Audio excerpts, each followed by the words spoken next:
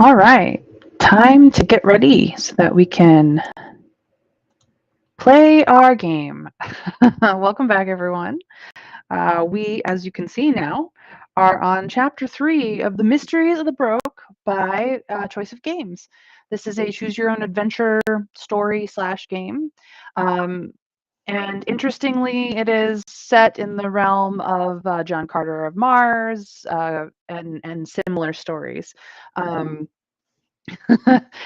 So we are in a very interesting story here, where we are an occultist who's been brought back from the dead by a mad scientist, and we have discovered that our cousin Vincent has screwed us out of our uncle's inheritance.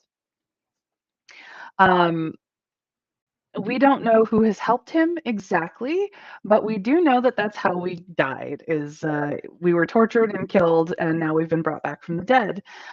Since we've been brought back, Dr. Holoferne has been a delightful friend, and promised to meet us in town, in the city of Dreadful Night. And when we arrived there via a week's worth of walking, essentially, we ended up causing a bit of a stir and had to lay low in a theater. Thankfully, the theater owner, who happens to be a native, well, a former native of Barsoom, though they were never technically born there, but they're technically from there, um, has been kind enough to host us, and as well as has offered to allow Dr. Holoferne to continue her research and her experiments in his theater. Except that when we went to the cafe to meet Dr. Holoferne again, she did not arrive. And instead, there have been problems. So we are on the search for Dr. Holoferne, hoping that we can find her so that we can discover more about the state of our nature now that we have been brought back from the dead. And after that, we will track down our cousin Vincent and, well, deal with what he did. So to that end, that should catch up everyone on chapters 1 and 2. The VOD is on Twitch if you want to go back and see all of our decision making for yourselves. Um, and yeah, let's go over our stats really quick just to refresh us on what's what. So as for our faculties, we are primarily skilled in occult. Everything else is at a neutral degree. 50% is neutral in choice of games stats, the way they're set up. So we are mostly just good at occult things at a healthy 71% and neutral at everything else. As for our demeanor, we're more compassionate than ruthless, more debonair than brooding, more forthright than scheming. We have more mysticism than reason. We're more romantic than cynical. We're pretty 50-50 and are more courteous than blunt. As for our life, currently we are at 100% electricity, which is really good because that's what we run on. We are also at 100% sanity. We are very sane. Yay for us. And we are mostly human. Just a little bit revenant, just a tiny, tiny touch. As for our pursuits and desires, we are fairly low on wanting minions, sabotage, or research. Interestingly enough, our evidence pursuit has gone down a bit, but our darkness remains the same at 20%. Our theater pursuit and desire has gone up a bit, but we're still just as revolutionary as we are lawful. And we are still neutral on the neighboring country of Rococo. We have not decided to side for or against them, even though we are in the country of Baroque. As for our cast of characters, we are starting to become friends with Dr. Holofernes, and as much as we have met Julian and Chloe, we are still barely an acquaintance. As for Mona, Rokus, and Nicholas, we have not really met them. However, we have gotten a magician killed by teaching him occult things. Whoopsie daisies. His last performance was brilliant, though. So if you want to check out his last performance, please head up to my page after my stream is done and check out the VOD. Now, let us start chapter 3, shall we? Chapter 3, Gaslight. Baroque's insatiable thirst for coffee has long been noted by visitors from other places. Ever since the coffee bean was first introduced to the inner sea, the people of Baroque have been consuming coffee by the gallon, much like in real life. Baroque citizens argue that this is because coffee fuels the ceaseless industry of the city of dreadful night, allowing them to continue their labors long into the night. Outsiders sometimes quietly suggest that Baroque requires too much coffee because of its well-earned reputation as a city of fearful dreams and troubling visions by night. Its feverish and wild-eyed citizens imbibe insane quantities of coffee in order to put off sleep and their own personal nightly journey through the labyrinth for as long as possible. Whatever the reason, Baroque imports mountains of coffee beans from the Pirate Isles plantations every year. Some historians believe that the war with Rococo was only brought to an end because Rococo's aerial privateers had cut off the trade route supplying Baroque with coffee. Desperate to quell the riots that subsequently arose, Parliament agreed to begin negotiations for peace with Rococo. Regardless, the importance of coffee in Baroque is evident in the multitude of coffee houses throughout the city. Do you share your city's for coffee? We are technically from the city of Dreadful Night. So, indeed, do we drink great quantities every day and reanimation has only increased our need? Do we enjoy a cup of coffee from time to time? Do we prefer the delicate green tea of the Middle Kingdom favored by poets and philosophers? Or do we find coffee to be vile black tar? Hey, Dragon, welcome, welcome. It's our first decision for chapter 3. How do we like our coffee, everyone? Let me know. 1, 2, 3, or 4. Indeed, time to time, tea or tar? You tell me. What do we think of coffee? I know my own preferences, of course. I like coffee just as much as I like tea. Dragon says tea. He prefers tea. Um, Perhaps that's the Brit in you, Dragon. Trav, you want to weigh in?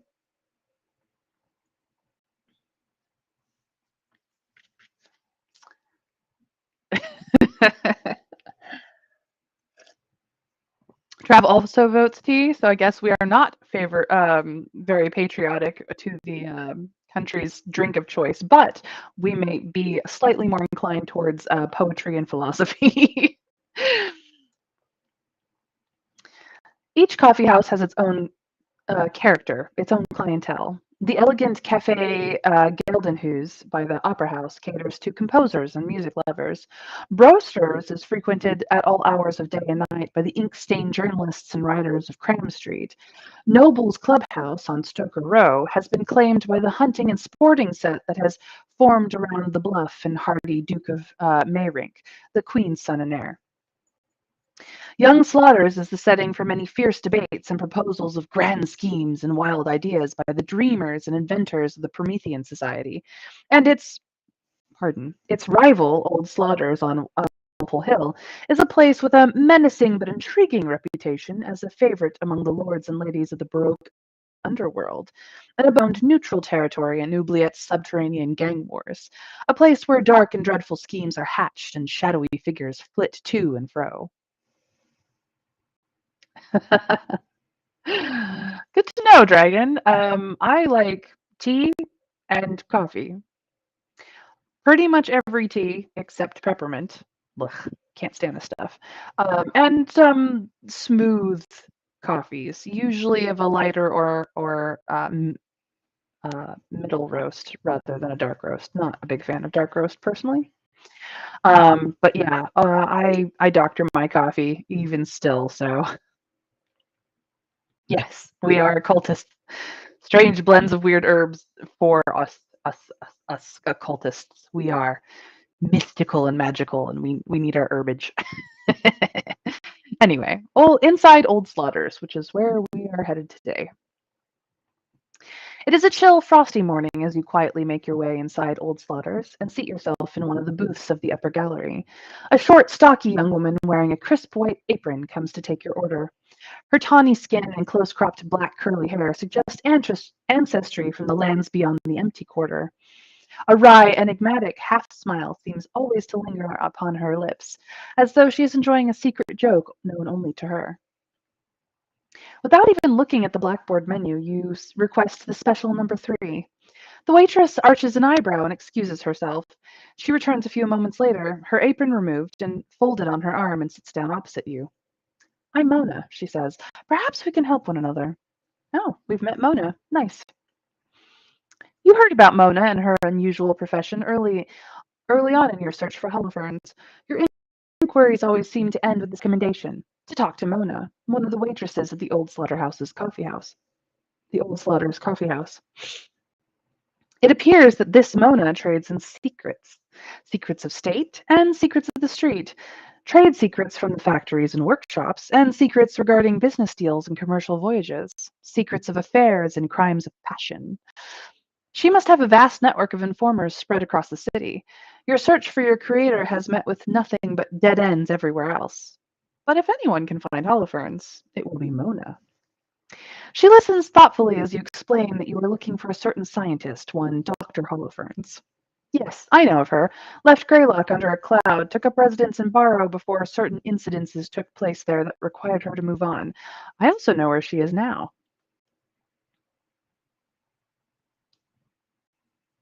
"All right, Dragon, good luck with your wardrobe. I hope that you manage to clean it thoroughly. Um, Feel free to come back and weigh in on our decisions at any time, starting with this one. So, do we demand that she tell us where Holofernes is now? Will we pay handsomely for the information, or do we wait for her to continue in silence? How do we want to handle Mona, the information broker?" Trav votes 3, that she wants something from us and she'll tell us what that is.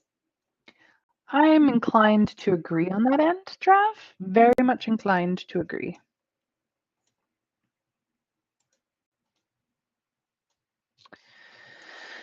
Three it is. So we shall wait for her to continue in silence. Mona's half smile breaks into a grin. "You're patient. I like that. I think we might work well together." Mona leans back in her chair and regards you, her head cocked to one side like a wary, watchful bird. "You need my help, and I need yours. I need you to do something for me in the place Holofernes is. Will you?" No, Trav was right. Right on the money. Do we agree immediately? Do we agree immediately but have no intention of keeping our word if it becomes inconvenient? Or do we ask to know more about this task of Mona's first? So, are we all in?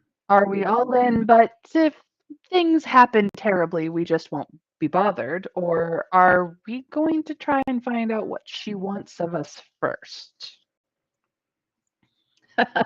3 again, says Trav. Naturally, we do have to follow through, but we're not going to agree blindly. Yes, very, very smart of us. Let's ask a question. "I want to know the details before I agree to anything." Mona nods. "That's reasonable. Holofernes is being held in an inaccessible place, a place with many secrets. I want to learn the facts of one of these secrets, and I need you to help me." That is all she will give you, at least for the moment. You have no choice but to agree. "Good. Here's a story I have heard. 3 days ago, the police arrested a young female vagrant in a public house on the western road into Baroque. She had been rambling about having killed God and brought the dead back to life. Assuming she was befuddled with gin or opium, they brought her back to their station and notified the asylum. She gave her name as Judith Holofernes. That night, a black carriage from the Matchin Asylum came to collect her. The Matchin Asylum is one of Baroque's largest and most notorious lunatic asylums. Baroque is a city that grinds down the nerves and the minds of many, driving them to madness with its ceaseless noise and crowds by day and by its nightmares and terrors at night. The majority of these luckless souls are eventually swept up into the looming Matchin Asylum in Aiken Woods beyond the city. Mona's plan. Once, gaining access to the asylum would have been quite straightforward. The friends and relatives of the inmates were free to visit them on certain days, and tours of the asylum were available to the paying public on much the same principle as visits to menageries and cabinets of curiosity. Mona pauses, steepling her fingers. No longer. The asylum is under new management now, that of one Dr. Anthony Tausk. He claims any kind of visits from the outside world disrupt his work with his patients, and he has banned them completely, while having extensive renovations done on the asylum to rearrange according to certain theories of his own. Nobody has seen anything of the asylum inmate in the past 3 years. This is unfortunate for me as well as for you. There is a certain patient in the asylum, known as inmate 4386, kept under lock and key in utmost secrecy.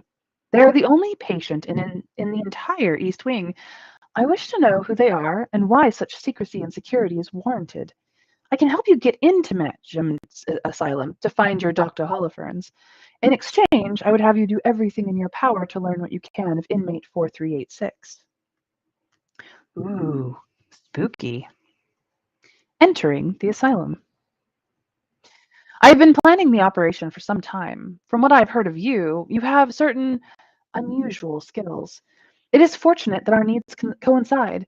I believe you to be one of just a handful of individuals in Baroque capable of entering Dr. Tausk's stronghold. There are 3 possible means of entry. First is the wagon that comes down from the asylum each month to collect the food, drink, and supplies the doctor and his staff require. If you found a way to conceal yourself on the wagon, you might be able to slip inside the building while they're unloading it. The second is approaching Dr. Tausk directly.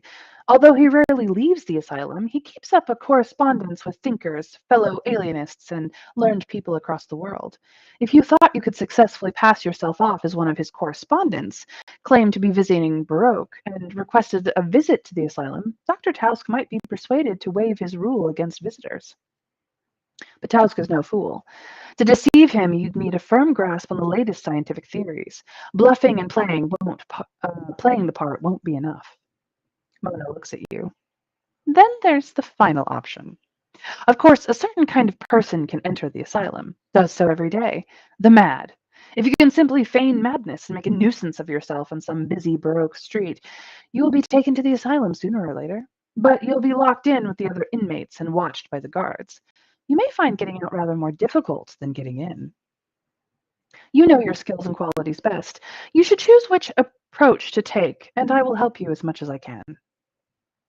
So, choice number 1 is, can you tell me anything more? Choice number 2, how do I know I can trust you? And choice number 3, then let's get to business. So, do we ask questions?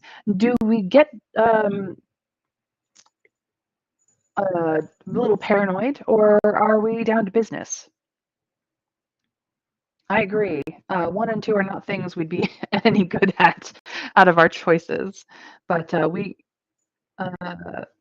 yes, asking more questions might be the best way to go, Trav. I agree with your vote for number 1.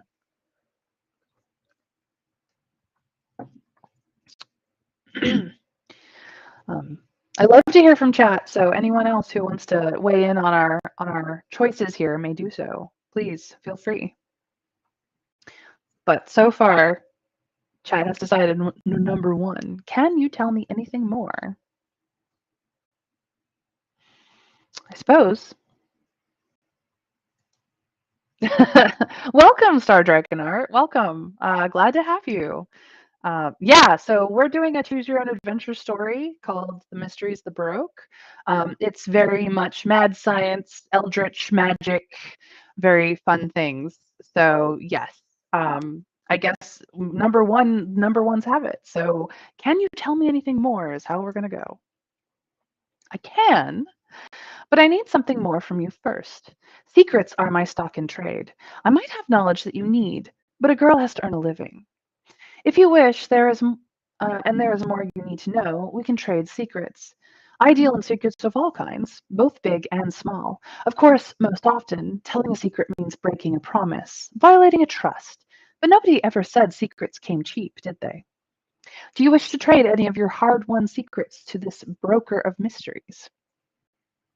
So, we could offer Mona our knowledge of the secrets of the esoteric order of the seven pointed star, which was our original occultist order that we decided we were a part of in chapter one. We could tell Mona the identity of the werewolf we discovered in Barrow, who happened to be the former mayor of that town.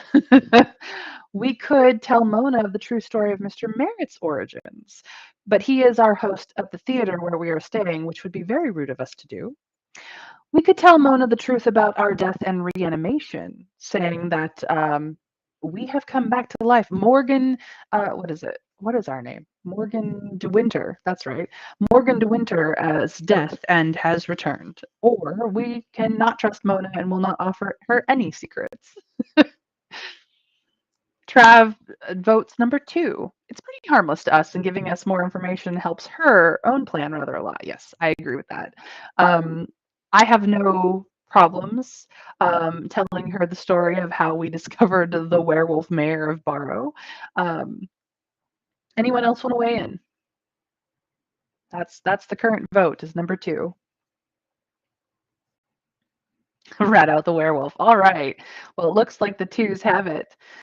So we will tell Mona the identity of the werewolf we discovered in Barrow. You tell the story of the big red-haired man in Barrow, and of your use of occult lore to identify him as a werewolf. Mona listens avidly. So lycanthropy is spreading down to the foothills, she murmurs, seemingly to herself. That's intriguing. Mona's golden brown eyes shine as she considers the secrets you have whispered to her. It is clear that she is impressed by the lore you have brought her. What do you want to ask her about in turn? Do we ask her about herself? Do we ask her about Dr. Tausk, the director of the asylum we are trying to infiltrate? Or do we ask her about Vincent de Winter, our cousin, who got us killed and took our inheritance? Hmm, that is a quandary. One, two, or three, herself, Dr. Tausk, or Vincent. Do let me know, chat. What should I ask about?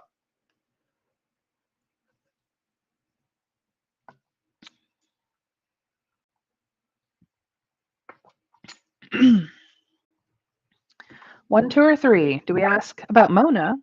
Do we ask about Dr. Taus? Or do we ask about Vincent de Winter, our backstabbing cousin?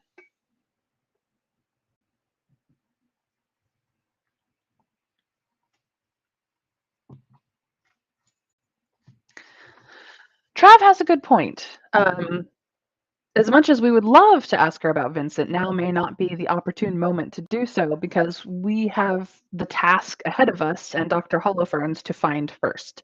Um, asking about our cousin is probably not going to be that useful in the immediate future. However, asking about Mona could be very interesting indeed, and perhaps establishing a relationship with her will make information cheaper along the way. But it looks like Trev and Star Dragon have decided number two is the way to go, asking about Dr. Tausk, so that we can make our way forward. Dr. Tausk, he's an interesting figure. Most interesting from your point of view is that Holoferne is known to him. She was one of his students at Greylock University. Back then, Tausk was most brilliant thinkers in Baroque, a master of pneumatic chemistry, and he had a circle of completely devoted students around him. It seems that Holofernes was not among them. This is before she was sent down for destroying the university reference engine. They quarreled furiously, publicly attacking each other's theories. Holoferne found evidence that Tausk was abusing his position, using his students without their knowledge for experiments with drugs and mesmerism, using them as pawns in sadistic little games of power and manipulation. She brought it to the university authorities, and Tausk was quietly dismissed. Mona frowns. Tausk's career was considered to be over. He disappeared somewhere in the east, is all I can learn. When he resurfaced, he became head of the Matcham Society, which he now seems to rule as his own personal kingdom. I don't know why he's allowed this kind of latitude after Greylock, but I do suspect that he still holds a grudge against Holofernes. I would move quickly. Who knows what kind of plans he has for his old enemy? And we leave the Old Slaughter's Cafe. You leave the coffee house, your mind intent on the problem before you. How do you wish to try to gain access to the asylum? So, do we steal into a wagon while the monthly supply load is being made? Do we pass ourselves off as one of Dr. Tausk's eminent correspondents and request an invitation? Or do we just get consigned to the asylum as a lunatic? I mean, we can make a very believable lunatic by claiming that we've been brought back from the dead. That'll certainly catch people's attention.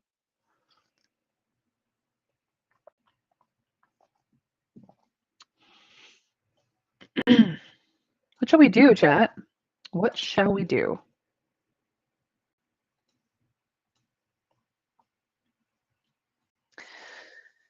Wagon, invitation, or lunatic?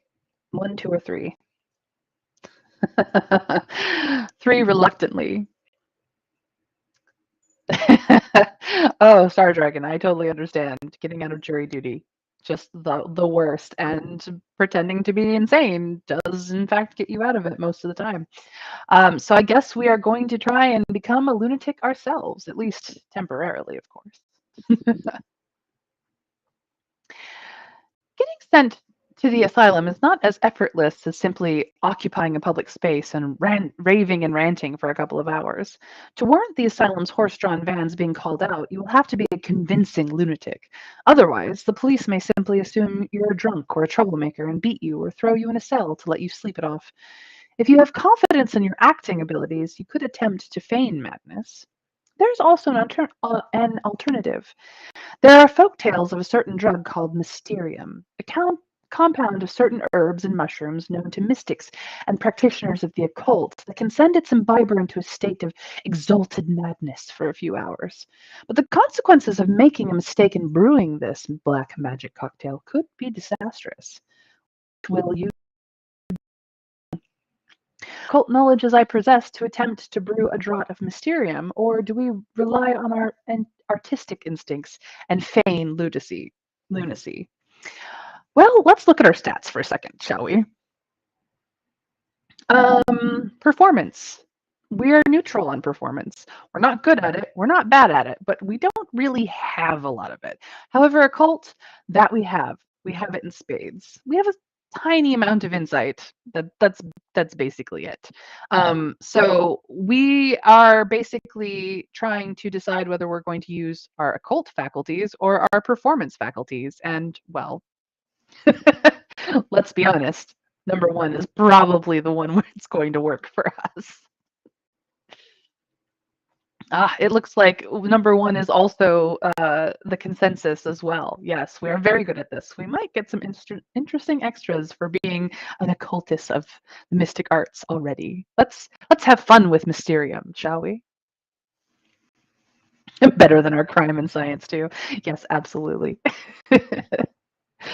You spend a night in Aiken Woods, harvesting herbs and mushrooms by the light of the moon, using a rune-inscribed silver and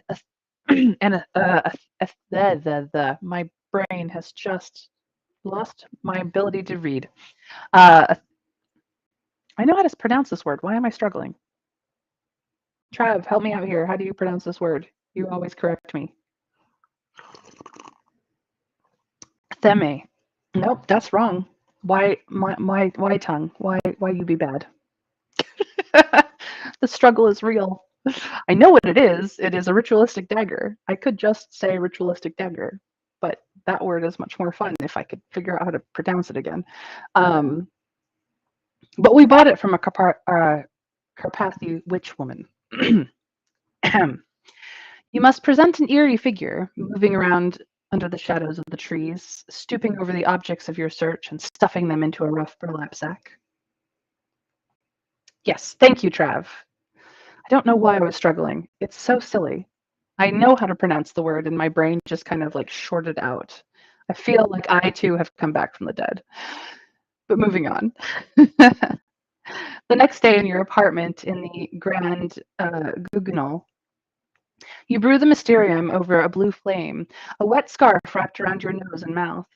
Soon it begins to emit sickly sweet fumes, at once stomach turning and enticing. By evening, the process is done. All the ingredients have been boiled down to a few tiny drops of a shimmering silvery substance that look like mercury, which you swallow. It is not long before you feel the mysterium's effects down on the streets below.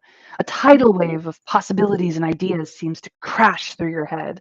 Baroque's skyline seems to melt and reform into new and ominous configurations around you.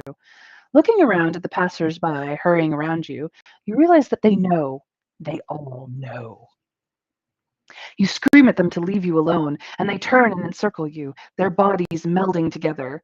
Too late, you suddenly realize that the city and the people are one. The rich and the poor wrestle for this place, while the light and winged and holy poets of Rococo plot their revenge. All existence is a war. A dark thing looms behind all this, trapped behind the bars of your rib cage. It is true that Sukkoth Benoth eats. Is it true that Sukkoth Benoth eats its young? You're shambling through the city of dreadful night in a mockery of life. A black and silver melancholy descends upon you at this fearful insight. When you come to, you are lying on a filthy stone floor, strewn with damp and foul-smelling straw. Your throat is hoarse with screaming. You are within a cell in the asylum. Well, that was easy.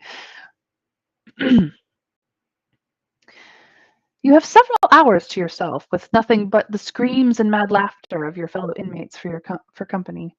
You also overhear a startling conversation between two keepers standing outside your cell. Your attention is first aroused by the name De Winter. One of the keepers mentions checking on Laura. The other corrects him.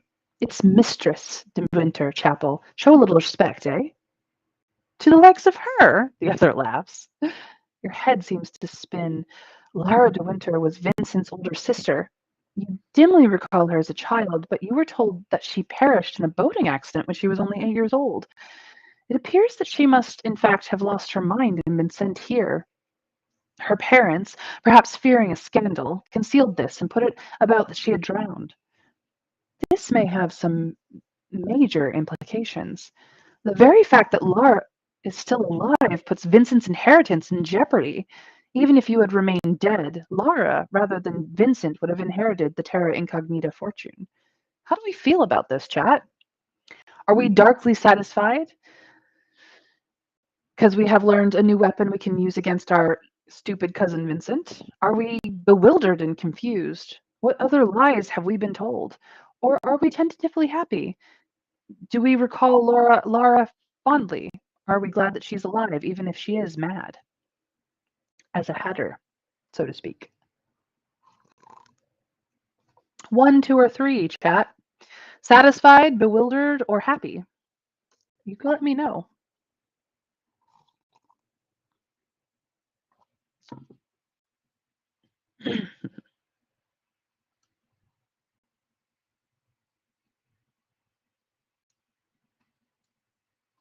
Dirt on Vincent is always good. I agree. I guess number 1 is Star Dragon's vote.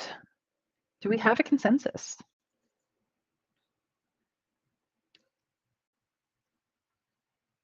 Trav's willing to go along with that. All right, we are darkly satisfied. We've just learned of a new weapon we can use against Vincent. The time spent alone in your cell allows you to come up with a plan. When a keeper comes by for a midnight inspection, you have unmasked yourself and pressed yourself against a corner of the room. Once the door is slammed back and the keeper enters, you spin around. Confronted by your horrific appearance, the keeper's eyes widen in shock, and he lets out a disbelieving curse. To his surprise gives you just enough time to shove him to the floor and grab the ring of heavy clanking keys that he carries. You race out, locking the cell door behind you. The keeper shouts for help, but the noise just sets off other inmates along the corridor. And soon a general pandemonium of hoarsely shouting voices has arisen. Judging by your earlier experiences, the noise will be ignored by the other keepers, even if it penetrates to the rest of the asylum. You slip along the passage through a green brazed door, away from the cell blocks. Midnight in the asylum. Oof, spooky. The nighttime asylum is a deeply eerie place. Passages crisscross and double back on one another, turn off at odd and disconcerting angles, or suddenly end in blank walls. The steps on the stairways all subtly differ in size from each other, meaning that just traversing a flight of stairs is uh, vertin, a lurching experience, vertiginous experience. I don't think I've ever come across that word. That's a new word to me. Fantastic. The hissing of the gas jets on the walls is a maddening, ever present distraction, just on the verge of hearing and yet impossible to shut out. The longer you spend moving through these twisted halls, the more a paranoid sense grows that you are being constantly observed and even stalked, as a minotaur stalked St. Theseus in the labyrinth. Is this truly a place where the mad are sent to recover? It seems designed to have completely the reverse effect on its inmates. Despite your disorientation and nagging sense of unease, you manage to get a grasp on the layout of the asylum. The west wing, behind the green baize door, baize door, where the inmates and keepers stay, is off limits to you at present. You can hear conversation on the other side of the green door, and no doubt some keepers will remain up all night to watch over the inmates. You cannot risk detection by going there. Dr. Tausk's study and rooms are on an upper floor in the center of the building. The east wing, where Mona says 4386 can be found, appears dark and empty. Finally, you discover a curious black trap door at the back of the entrance hallway. It is worn from regular use. Just looking at it sends a chill through your spine. Whatever dark mystery the asylum holds, you sense that it lurks underneath this trap door. Holofernes may be in danger down there. Do you even have time to investigate other areas of interest? Where will we go first? Do we go to Dr. Tausk's study, hoping not to find anyone along the way? Do we head into the East Wing after Mona's task for us to try and get it out of the way first? Or do we venture downstairs beneath the trap door that surely will lead us closer to Holofern's? What do we do, chat? Where do we go? Study, East Wing, or underground? Let me know. 1, 2, or 3.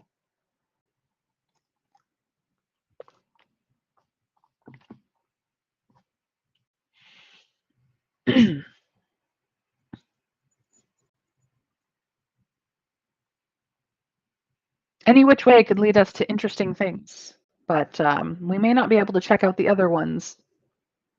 Star Dragon is all about 3. Love a good trapdoor. I love a good trapdoor too. They're fun. You never know what's underneath a trapdoor. Always a mystery. Do we have a consensus, though? That is the question.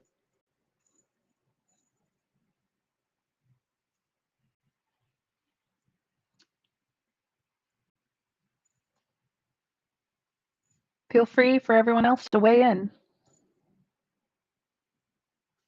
Traps is 2 means we aren't dragging someone around with us, but it's less time sensitive. If we're chased, we can run around there too. So 3. All right. So it looks like we do have a consensus of going underground immediately. Let's go. Down the trapdoor. Despite its weight, the trapdoor moves smoothly backwards, revealing a ladder underneath. The ladder leads down into a chamber cut from the raw rock of the hill itself.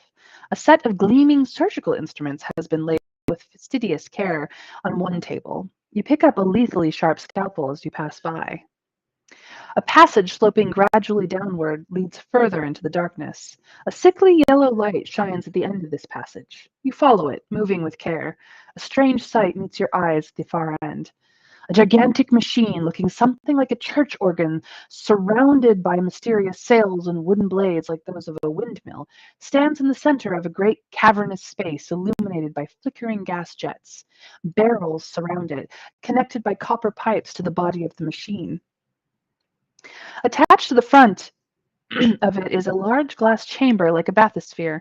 A human form is visible inside this chamber, hands pressed against the glass. It takes you a moment to recognize Holofern's. Her eyes are bulging and her face is crimson as though she is suffocating. As you enter, a slight fair-haired man, very well dressed with large and extraordinarily penetrating blue eyes, appears from the other side of the machine. You realize that this can be none other than the asylum's director, the mysterious Dr. Tausk. What's this? He asks. An intruder here in my inner sanctum. He clicks his in irritation. My former student will have to wait. I want to know who you are and what you are doing here. Tausk fixes his gaze on you, his eyes bright and imperious. You, you can feel your will slipping away under his stare, under the force of his personality. There can be no doubt that he possesses mesmeric powers. What will you do? Do we attempt to distract him by taunting him? Do we hurl the scalpel at him? Or do we draw on our own innate mesmeric powers to resist him? We are an occultist after all. Trav says mesmerize him right back. Ooh, spicy. A confrontation of will. What do we think, chat? Do we agree with Trav, or do we have other ideas? 1, 2, or 3. Distract, hurl, or uh, innate. Those are the key words. Oh, Star Dragon agrees. Yes, scalpel to the face could be fun, but I don't think we have the skills for it. So it seems we are going to be drawing on our own innate mesmeric powers to resist him. You draw on your formidable reserves of will and experience of occult warfare to combat the power of Tausk's gaze. His eyes widen as he encounters your resistance. Used as he is to dominating lunatics and weak-minded henchmen, it must come as a shock to face another adept. You exploit his surprise, pushing back against his mental onslaught until the two of you are in equilibrium. With the intangible magnetic fluid between you humming and vibrating at frequencies only visible to you and Tausk, you are like a pair of wrestlers straining in an absolute deadlock. Until you change the balance by ripping off the material concealing your face. The shock of your monstrous appearance catches Tausk off guard, and his mental defenses fall. Instantly, you strike with all the mental force at your disposal, and Tausk drops down onto the rough stone, completely insensible. Ha! We got him now. No worries, Star Dragon. Feel free to come back when you're done. Good luck on your phone call. Ah, to Holofernes we go. One moment.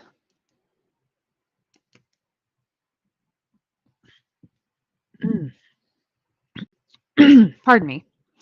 After taking a moment to catch your breath, you lean over Holofern's, slumped unconscious inside the machine's glass chamber, and turn her over. She appears unharmed. Oh, spam calls are the worst. Star Dragon, I'm so sorry, but at least it was quickly done. She appears unharmed. You have arrived in time to save her from the horrors that Dr. Tausk had planned for her. She stirs, and her eyelids flicker open. You remove the material covering your face. Holofern's blinks. Morgan, is it really you? So how do we respond to dear Dr. Holofernes, whom we have just saved? Yes, I've missed you. Yes, it's me, but we don't have time to talk. Are you able to walk? Which is very pragmatic. Or yes, and it wasn't easy getting to you. It had better be worth it. Are we annoyed by having to save her? We've always been rather appreciative of Dr. Holofernes and our decisions in previous chapters. So I do not believe that 3 is really aligns with our character, but have we missed Dr. Holofernes, or are we going to be pragmatic about the fact that the guy holding her hostage is only insensible on the floor nearby and not necessarily dead?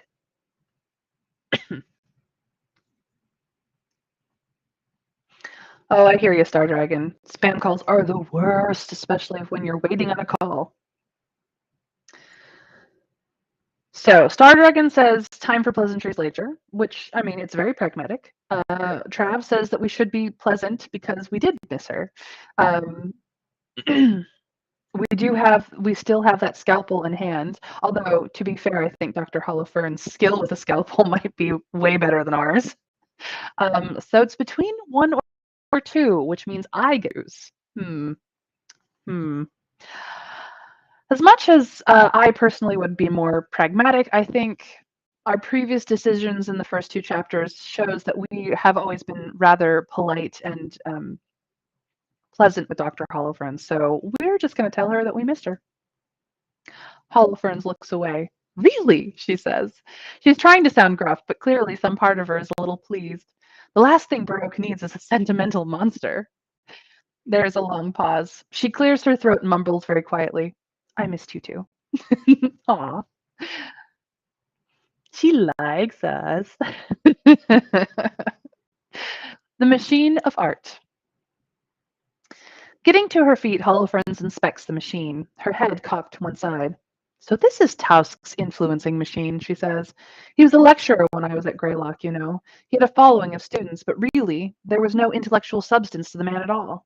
She raps her knuckles on the machine's wooden casing. I wonder how it works. You regard the machine looming before you. You cannot make much sense of the machine's bizarre and complex controls, and you need to be on your way before any of the asylum's keepers discovers your presence. Ooh, achievement. One thing remains to do. Earlier tonight, you learned that your cousin, Vincent's sister Laura, is still alive and within the asylum. This knowledge might be very valuable. You part ways with Holofernes, arranging to meet outside the asylum. Oh my goodness, another arrangement to meet her somewhere, as if the first one went so well. Fortunately, Laura's docility means that she is not in one of the highly secure galleries of the asylum, and you find her cell without difficulty. She looks up as you enter. Her face is puffy and pale, her hair unkempt and stringy. Grotesquely, she is dressed in a frilly white dress of the kind a child might wear on special occasions. Hello, she says. Have you come to play with me? It's most frightfully dull here. You talk for a while, long enough to confirm that what you already heard.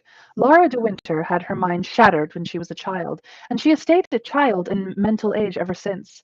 She reluctantly mentions a game she played with Vincent at that time, her lip quivering, saying that all called up something that they shouldn't have. Vincent would go on, even when it was no longer amusing, she stammers, tears forming in her eyes. It is clear that she is terrified. What did they call up? Oh dear. You can get little else from Lara on this childhood game. But it clearly traumatized her. Along with her hints at calling something up, you have to wonder if there was an occult element to it. Lara is meekly biddable. She will follow you from the asylum if you ask it of her, and Mr. Merrick can find her rooms and board in and around the Grand Theater. The fact that she is alive has legal implications for Vincent. Even if you cannot prove that you are alive, Lara, rather than Vincent, should have inherited the terra incognita fortune. What do you wish to do? Do we bring Lara with us and use her experience as a legal strategy against Vincent's right to inherit? Do we bring her with us and use her references to Vincent's childhood game, the one that broke her mind, to attack Vincent's reputation? Or do we bring her with us to find her a place to live, but after leave her in peace? So, we have legal Lara, we have reputation Lara, or we have just making sure that Lara is okay.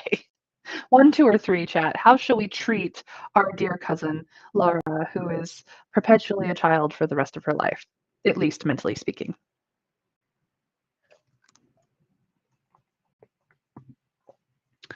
I wouldn't want to leave her here, and thankfully we don't actually have that choice.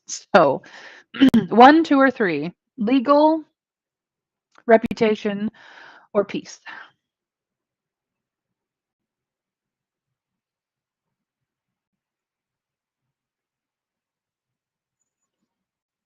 Well, I think either 1 or 2 will get us the money, and with that money, we could definitely take care of Laura. Um, the third one, clearly, we will deal with getting the money from Vincent our own way, and we just want her to live in peace, which, to be quite frank, she deserves.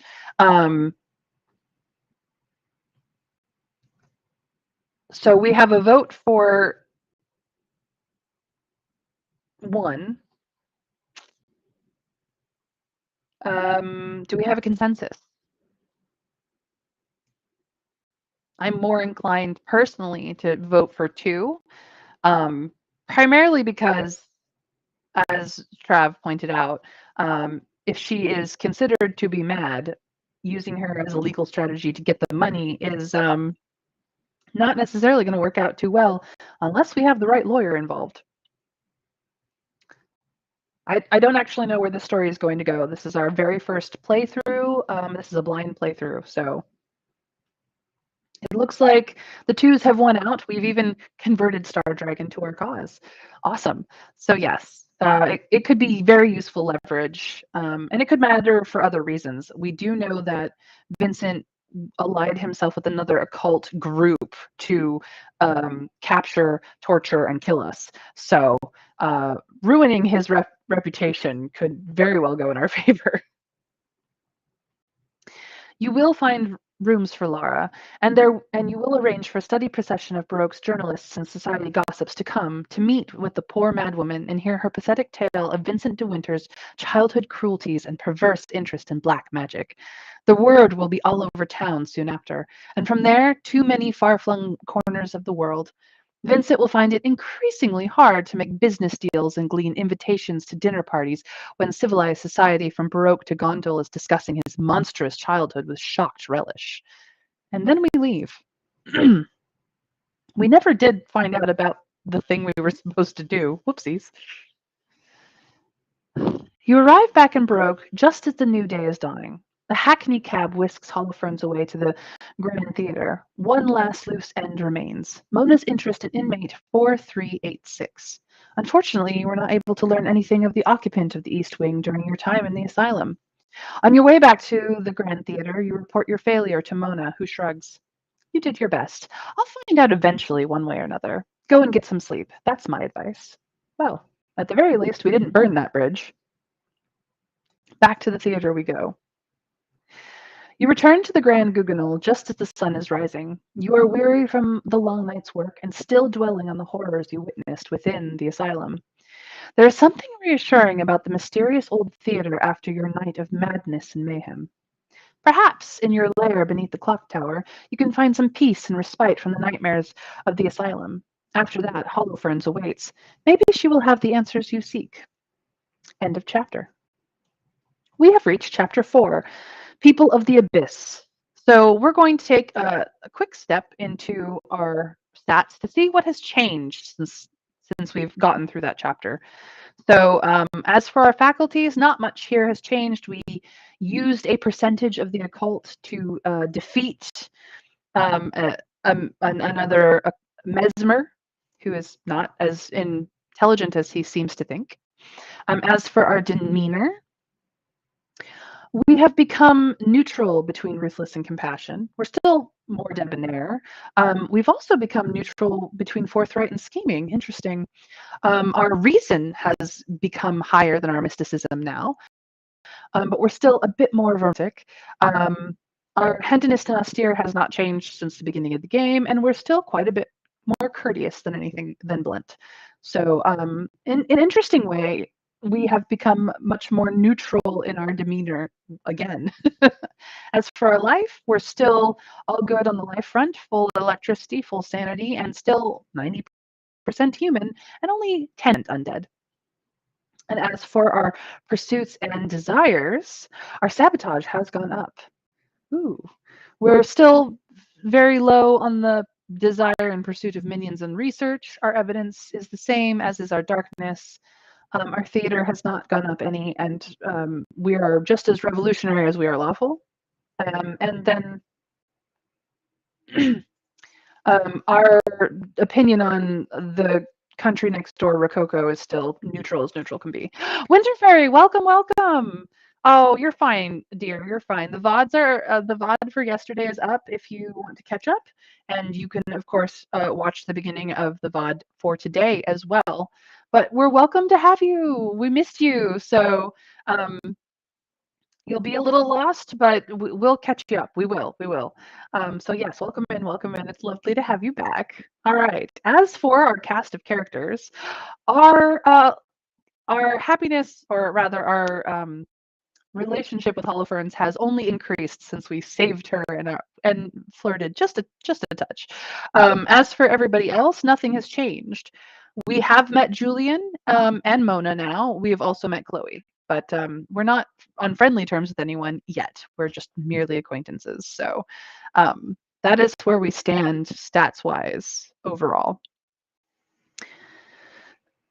Just going to take a drink and then we'll get into chapter 4, People of the Abyss.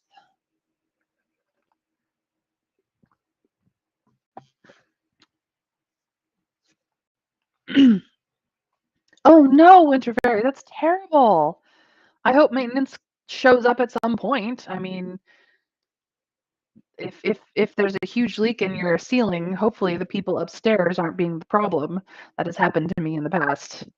I do not envy you. I've literally had a toilet overflow or break multiple times from the same apartment upstairs. Different person every time. Oh no, their AC nasty. Well, good luck, Winter Fairy. I do hope that they arrive at some point, and I hope everyone is well as well. All right, Star Dragon. Thank you for joining us. I appreciate you coming by. I stream at 1 o'clock Eastern US every day, Monday through Friday. So feel free to come back and catch the VODs to see what we've done before and what we will do in the future. So good luck with your call, by the way. And if I have the ability to kiss Holofernes, I definitely will. So take care. Oh no, Strep is the worst. Strep is the worst. At least he can wear a mask at school.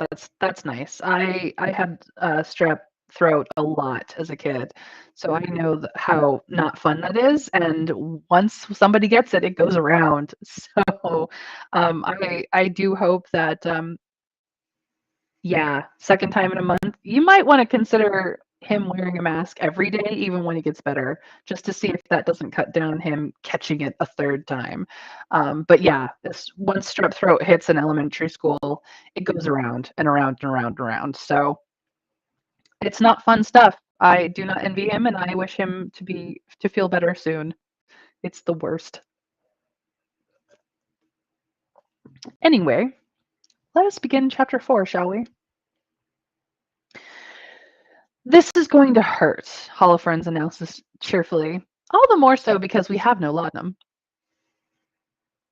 I agree, Winterberry. That's smart. I hope he wears it all day, like he should. You know, kids, they do their own thing, even when you don't want them to. You are once again lying strapped down on an operating table. Holofernes has donned a leather apron and is brandishing a scalpel. You are in the makeshift laboratory that Holofernes has set up in the cellars of the Grand Theatre, a place of dark shadows and dripping water. Holofernes' attempt to transport her equipment from Barrow met with disaster. The carters she engaged heard rumors of events in Barrow and turned on her, destroying her equipment and robbing her of all the money in her possession. She was forced to make her way to Baroque by foot. Fortunately, she had some old equipment stored in Baroque, which she has had transported to the Grand Theatre. Holofernes runs the scalpel down your arm, drawing a thin red line. She watches as the cut seals itself up. As I suspected, she says in obvious satisfaction. Were you aware that your body regenerated wounds? You shake your head. Holofernes frowns. It makes no sense, though. None of my calculations predicted such a thing. Is it possible that even I don't fully understand the Holofernes procedure? She brightens. On the other hand, it offers me an opportunity to try a few things I've always been curious about. So, do we tell her flat out, you are not running any of your experiments on me? Do we say, all I want is for you to fix the problem with the procedure so I can have my revenge? Or, if it will benefit the cause of science? Do note that we are an occultist. We are not a scientist. She's a scientist, a doctor. We are an occultist. We cast the magic. As much as we have been quite friendly with Holofernes, perhaps this is a line too far for even us. However, how do we respond, chat? No, please fix me, or yes, please, I guess I will do this. Trav votes 3. It will definitely be valuable for us to know what we're capable of, even if it is going to hurt. But I mean, at this point, are we really that pathetic about pain? Like, we've been in pain since we woke up the first time after we died. So perhaps this is just another day. Winter Fairy agrees. All right, chat. If anyone else wants to weigh in, they are welcome to do so. But it looks like the threes have it.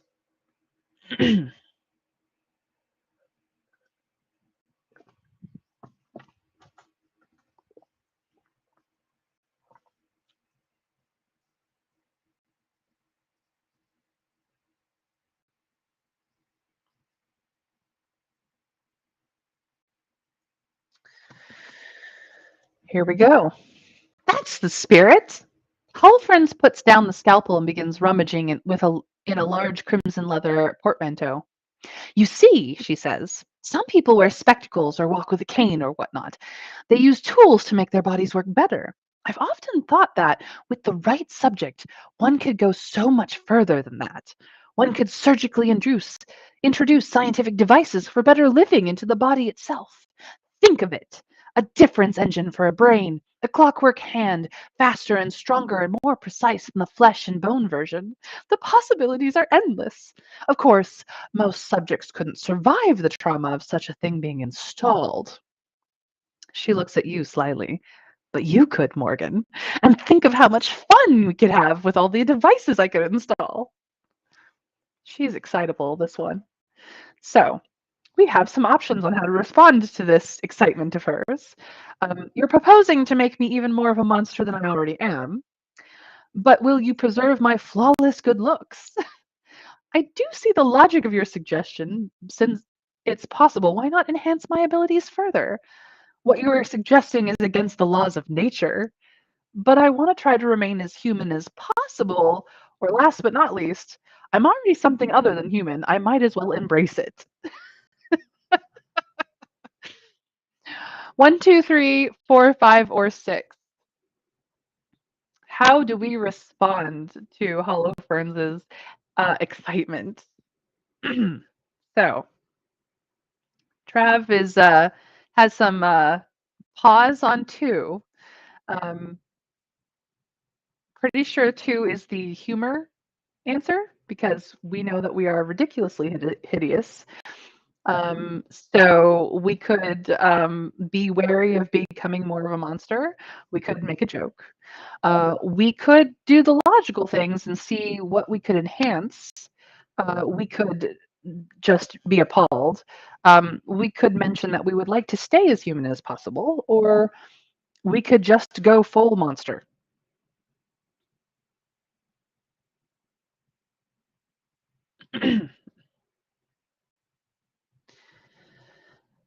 Trav wants to go full monster. I mean, yes, we are already very strong. Our stamina is superhuman, though it does have limitations. A clockwork hand wouldn't necessarily have a sense of touch, but at the same time, maybe it's just replacing the bones. It might have a sense of touch afterwards, actually. We really couldn't say for sure. Anybody else want to weigh in on an answer for Dr. Holofernes?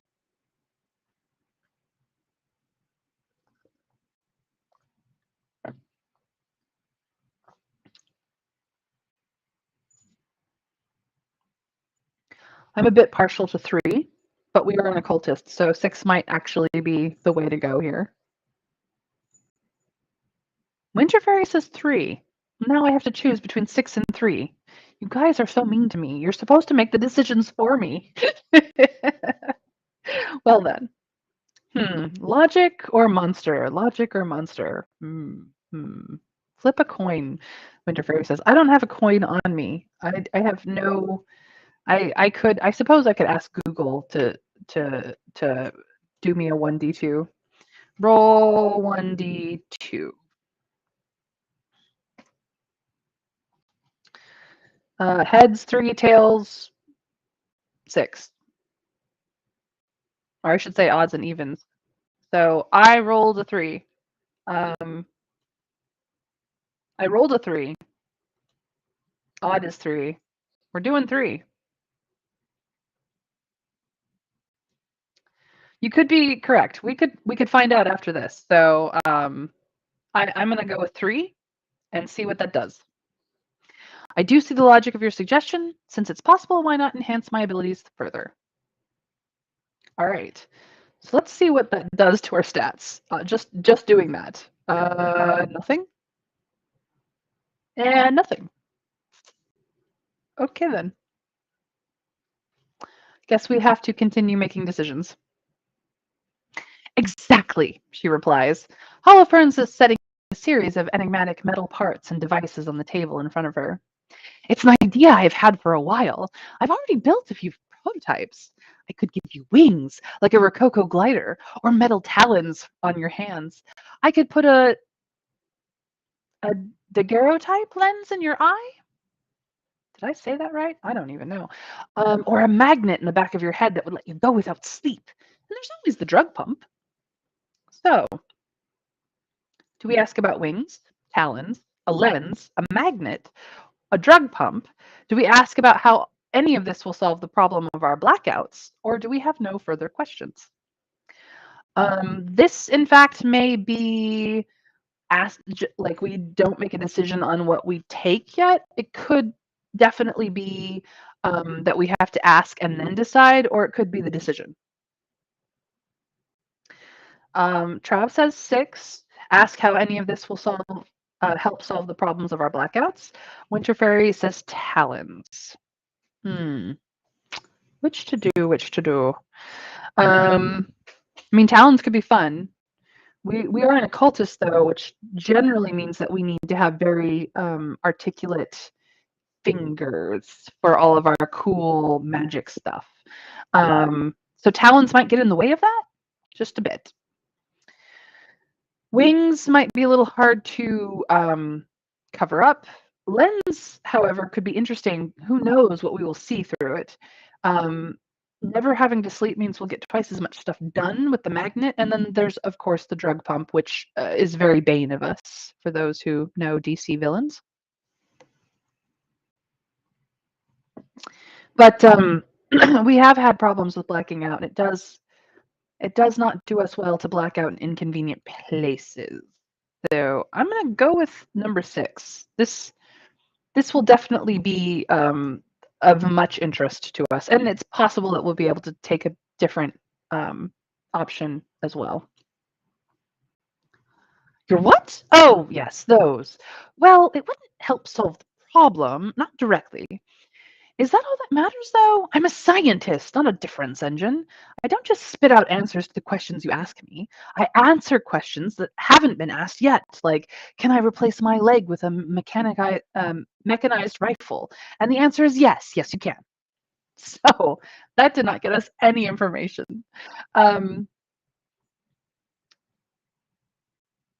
So now that we've asked about that and gotten absolutely no answer, what do we want? Wings, talons, lens, magnet, drug pump? Or do we just want to go down the list and ask? Because I actually don't think we make the choice now. I just think we ask about them. All right. If I'm wrong, we'll end up with wings. Sorry about that. Lightweight wrought iron struts with leather stretched out between. You can fold them up and hide them under your coat when they're not extended. You wouldn't be able to fly from a standing start, but you'd be able to glide if you left from a height, and the wings would improve your balance and speed. There would be an additional drain on the electricity animating you, but just imagine gliding through the night sky. Yep, as I suspected, it's all a question, and we will make our decision later. So we will ask about talons next. Extendable sharpened claws of steel buried in your wrists. Imagine the look of on your enemies' faces when they think you're helpless and disarmed, and you'd be able to climb sheer surfaces like a great cat out of the Galadine jungle. You would have to pay a price in animating power, though. I have a feeling that is the price for all of these things, to be honest. So yes, we go a little Wolverine with the talons. What about the lens? A camera in your eye using chemicals to burn its details directly onto the contours of your brain. Every detail of a sense, every nuance of a person's expression would be permanently engraved in your memory. Nothing would ever escape you. The only problem is that you might eventually find being unable to forget anything you'd seen somewhat taxing on your mental facilities. Ooh. So it doesn't necessarily tax our electricity, but it will definitely tax our sanity. Ugh, yikes. What about the magnet? Think of all those times when you absolutely had to work on a project night and day. With this magnet installed in the back of your head, no more need for sleep. It would turn off the left half of your brain for 12 hours while the right side keeps working, and then it would change over. What's more, the ideas and insights that are usually filtered and turned to that labyrinth nonsense by your subconscious while you sleep would arrive intact. Your reasoning power would be doubled. Of course, your mind might suffer by being switched on all the time, but I say shine on, brief candle.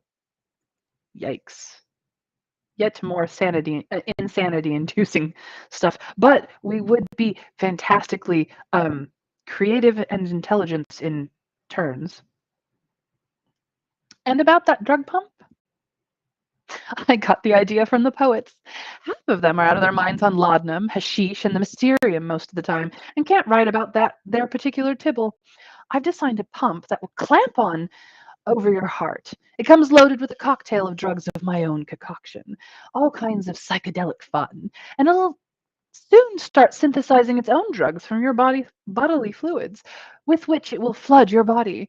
You'll be perpetually experiencing ravishing visions of wonder and beauty, your creative and poetic instincts expanding, though you might find the constant stream of fantastic images a little hard to deal with. Right. So, three insanity inducing items, two electricity draining ones. Yikes. Holofernes looks at you. Well, how about it? Shall we push forward to the frontiers of science? So, do we want wings, talons, a lens, a magnet, a drug pump, or do we just tell her not to waste any time and instead start researching our particular delicate condition? With the whole plant every so often cycle.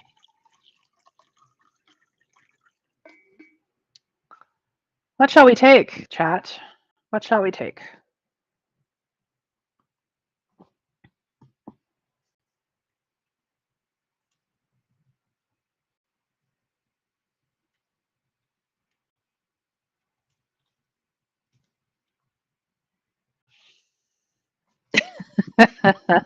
Trav votes for all. I don't think we have the choice of all. I think we have the choice of one, maybe two if we're lucky. Um,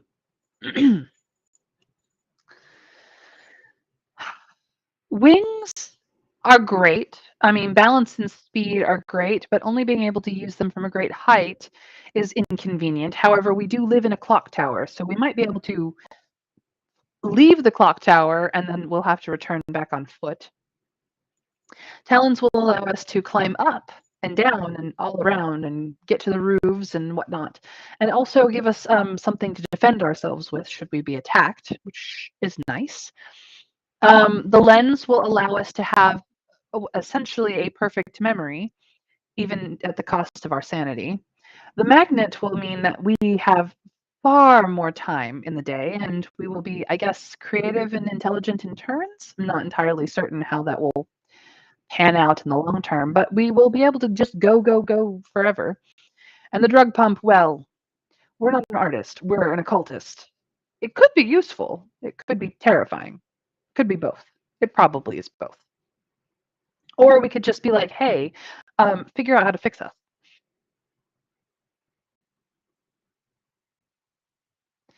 It's true. I agree. It looks like Winter Fairy's excitement over the talons has won out. So we're going with talons, chat. We're going with talons. All right. Holoferne nods. Perhaps he'll set a trend. She ties heavy leather straps around your arms and sets to work, slashing down the arterial veins with cool efficiency, then pinning back the edges of the deep cuts to prevent them from healing. The work is long, arduous, and painful. You float in and out of consciousness as Holofernes wraps iron collars around the bones of your wrists, then slides razor-sharp blade after blade into place.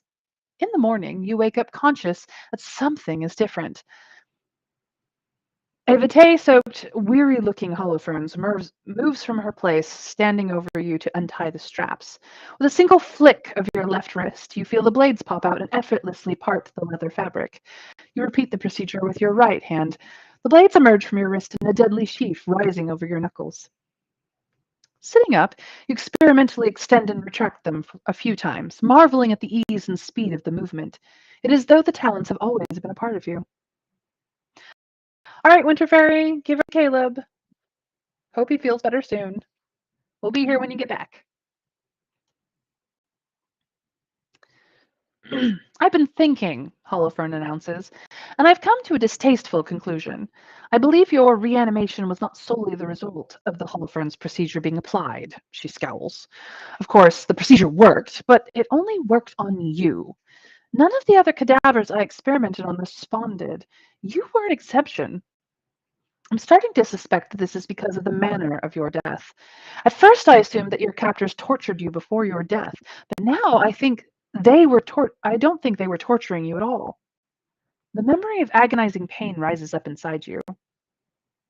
Do we say, I can assure you that they were? What the devil is that supposed to mean? Or what was it if not torture? A couple of pieces are starting to look slightly suspiciously like they fit together to me. Pieces of information.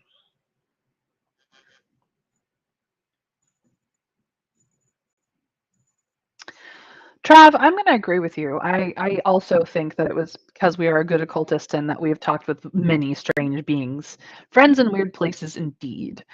Um, just because it was agonizingly painful does not necessarily mean that they meant to torture us.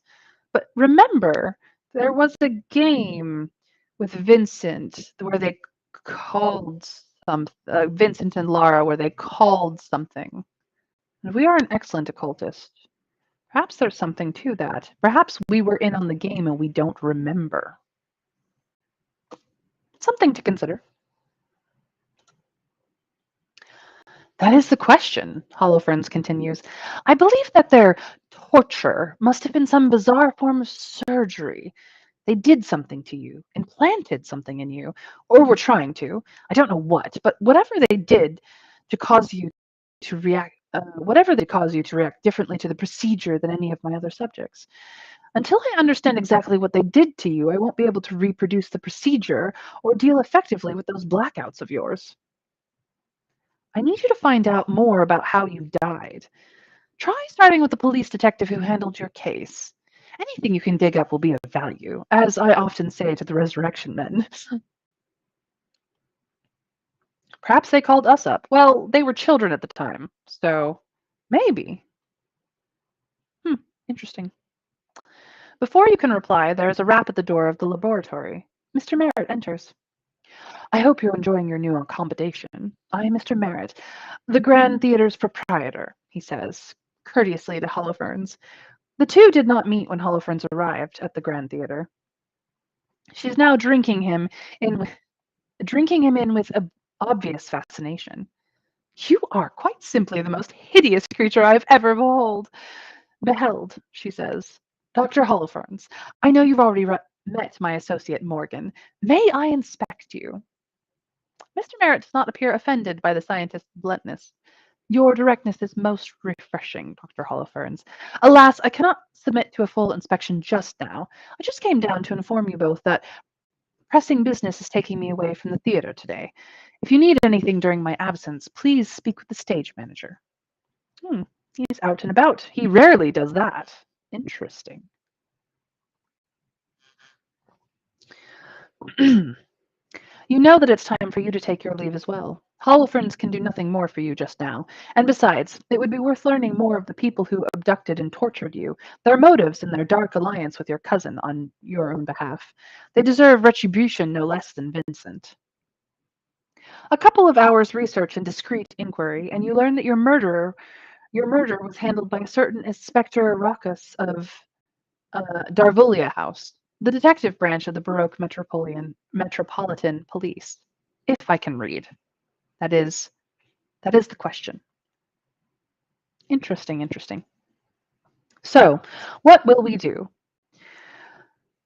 Do we, instead of attempting to gather any additional information, will we be direct and arrange a meeting with Rackus? Rochus? I'm not really sure how to call his name. Will we contact Mona to ask if she has any information on the detective? Will we rely on our own intelligence network to find out what we can about him? Or do we just break into his office and find our own case file? Let me show my stat. Yeah, this could, we're only good at magic. We're only good at magic. Yeah. I'm actually going to pause us for a moment. I need to step away just for a moment. So let's take a short break. I will be back in just a few minutes. So we're just going to go here. Why don't we consider what we will do to find and or find information from the detective while while I be right back.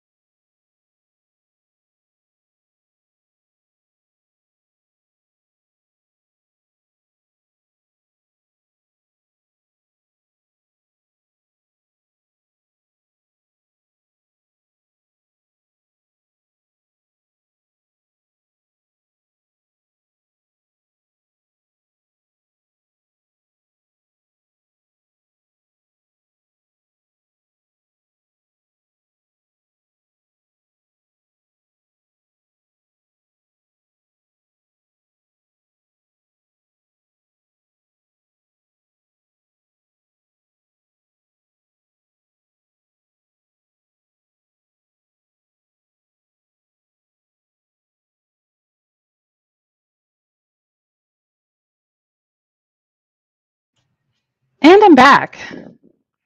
Very short break. I know. I know. We'll get back into this. So, our options are we can attempt to gather information, or we can just decide not to gather information and go directly to the detective. We can ask Mona about the detective. We can rely on our own intelligence network, which I'm not even sure we have, but we could try it. Or we could just break into his office like a criminal and try to steal it. So Trav says, what intelligence network? Yeah, no, I'm not sure we have one, but I mean, technically speaking, we do have Mr. Merritt and Chloe and Julian. And of course, I mean, but Mona's her own thing. Breaking in skills, we have a 50-50 shot at it. I don't expect that it will go well, but we could try. We could try to trade with Mona. We do have other secrets we could trade with. Or we could just go talk to him.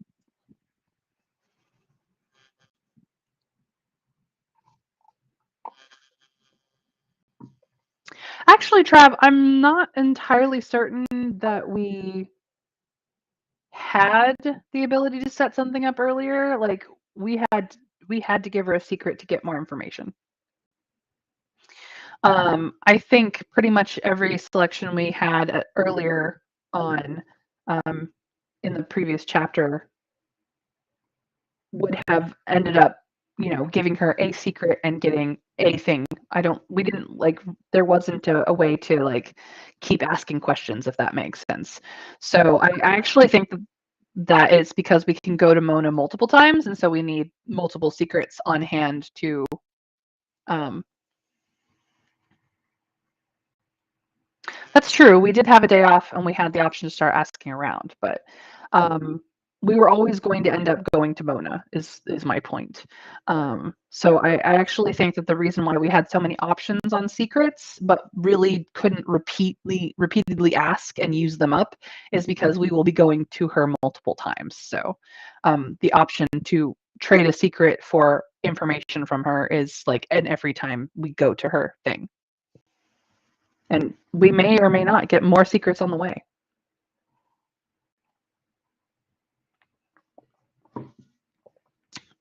So, 1, 2, 3, or 4, what shall we do? Pretty please let me know.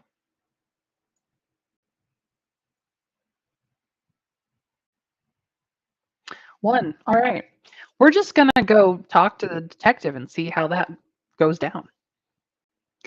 You sent a message to Raucus at Darvolia House, suggesting that you are interested in the case of Morgan de Winter's murder and that you may have salient facts to impart. You suggested the two of you meet at the statue of Saint Electra in Shelby Gardens the next morning. You receive a terse reply from Raucus, agreeing to the rendezvous. A postscript adds that Raucus appreciates your directness. The next morning finds you at the spot selected for your meeting. Well, at least we made a good impression. Now we shall meet the inspector. Soon after the clock strikes 12, a tall figure approaches through the swirling fog. Inspector Raucus is a tall, broad-shouldered man with a short-cut hair touched with silver around the temples. His features have the reserved melancholy of a knight of the chessboard, but his eyes are clear and watchful. He wears a knee-length rumpled brown coat. He stands stock still on seeing you, pure amazement playing across his face. "It is you," he whispered. "You're Morgan de Winter. You're alive. Oh, God, you're alive." So, how do we respond to him immediately recognizing us? No, I'm not really a De Winter. I'm not really De Winter. We do not yet know if we can trust him. I know it's terrifying, but I assure you I'm all right. Or, yes, yes, yes, I'm alive. Hooray for me. Now pull yourself together. Or, indeed, reports of my death have been greatly exaggerated.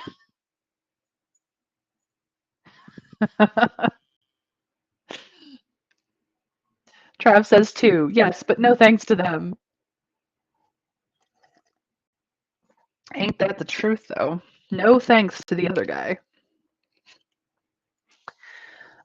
So I guess we're all in on the trusting of this guy since he's immediately pegged us as being Morgan de Winter. So I know it's terrifying, but I assure you I'm all right. Raucus takes a breath, shaking his head in astonishment. "I suspected," he says slowly. "I knew of Dr. Holofernes and her research, and then your tomb was violated just after she left town. I went out to Barrow after the castle burned down there, and heard stories about the scarred corpse some of the villagers swear they saw being brought into the castle. And then a masked person appears in Baroque, asking questions about De Winter, about Holoferne. All of the pieces were there. But can such things be?" Raucus is clearly shaken by the realization that the person whose murder he has been investigating has been brought back to life. You may need to handle him with care. How will you approach the conversation? Will we slap him roughly to knock him out of his stupor? Do we try to enlist his sympathy by describing our suffering? Will we be direct with him, since we already know that he appreciates directness? Or will we make light conversation until his shock eases? 1, 2, 3, or 4. Slap, sympathy, direct, or conversation?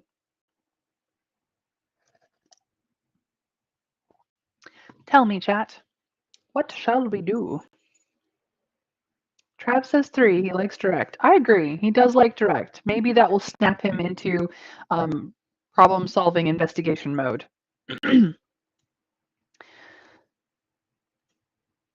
You try to explain everything that's happened, but your keeps becoming tangled up in itself as you recall forgotten details and haphazardly add them in, or refer to people you have yet to introduce into the narrative. Raucus clearly grasps the gist, but is puzzled by the details. "I see," is all he says. We have no people skills indeed. Well, I mean, he is a detective. I'm sure he'll piece things together, but whoopsies. For the next hour, you and Raucus sit on a bench in the fog-bound Shelby Gardens, discussing your case. Raucus numbly as you explain your conviction that Vincent is behind your murder. I had my suspicions of Mr. Vincent de Winter, he says, especially after he inherited the terra incognita fortune. But I couldn't prove anything. I thought I was getting somewhere when my supervisor shut down the investigation. I don't know why. Rackus explains that just when he was ordered to cease looking into the case, he had been making progress in his investigations in Oubliette. He believes that it is possible that the location in which your body was found was far from coincidental. He suspects that, after you were taken from Redcliffe Terrace, you were brought to some dark, frequented section of Oubliette, and it was there that the torture was carried out. So, do we once again feel a jolt of pain and anguish as his words recall the agony of our final moments? Do we feel rage and frustration as we the ways we were tortured and mutilated, or do we keep ourselves detached, allowing memories of pain to wash over us without touching us? They are not happy memories. Trav votes 1, and yeah, I would feel pretty jolted by it all as well. We are definitely not past the point of it happened. Um, we're not over it. We're definitely not over it. But are we in such a rage and frustration of it that we have to react? I don't think so. I think we're at the point of it's still kind of a knee reaction to it being remembered. Oubliette is filled with hidden corners and bolt holes, Rarkus explains after a brief pause. And there's more.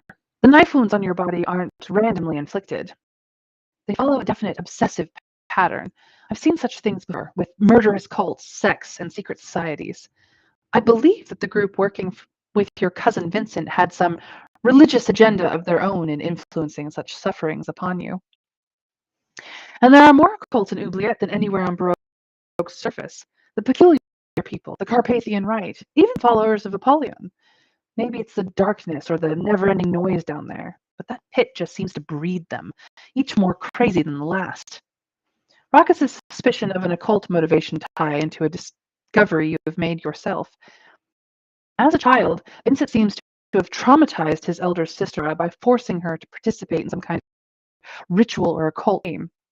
Did he maintain his interest in black magic as he grew into manhood? Could this account for the involvement of the group that abducted and killed you, seemingly on his behalf? So, do we ask about the peculiar people, the Carpathian Rite, the followers of Apollyon? Or might all not be an attempt on Vincent's part to mislead the investigation?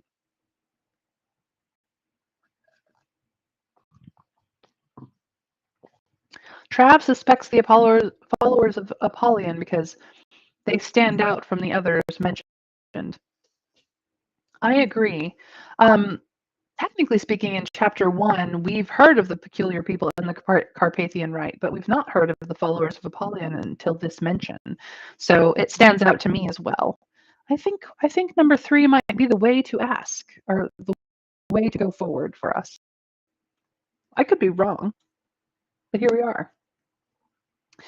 Apollyon, the son of destruction, the great beast, the emperor of the world. It's been 50 years since he was imprisoned in Piranesi after the Great Coalition stopped him, but some still worship him in secret. Rackus proposes that the two return to Oubliette, to the location where your body was found. Perhaps by going there you might see something that triggers some flash of memory. Rackus has examined the scene and questioned the locals in the area repeatedly, but you might also be able to uncover some clue that eluded him. He proposes that you meet this evening at the entrance to the Oubliettes, the vast stairway that passes through every one of Oubliette's 117 levels. Although Rackus has been convinced more, he counsels against revealing yourself to the police and accusing Vincent. Vincent is represented by Silence and Savage, Baroque's oldest and most respectable law firm. By coming forward before you have unshakable proof of your identity and a completely airtight case against Vincent, you will only destroy any future chance of occasion. Is it? Oh no. What is my mic doing? It shouldn't. I don't see any problem on my end, but we will check.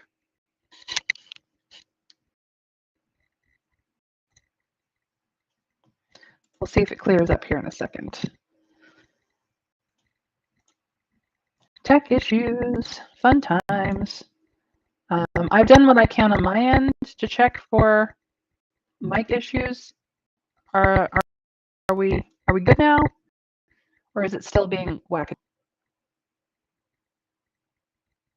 Making odd scratchy noises. All right, I'm adjusting its positioning. Has that helped any? Could just be that I bumped the mic or something. Are we good? Am I coming in loud and clear?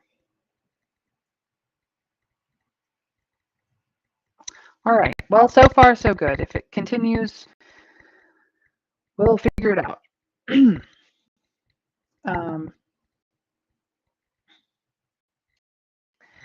Before he takes his leave, Raucus frowns. I would like to ask you one last question, he says quietly. You have returned from the dead. I'm aware that Dr. Holoferne had her own motives in reanimating you. Nevertheless, you are the recipient of a miracle. Just what is it that you wish to do with your second lease on life?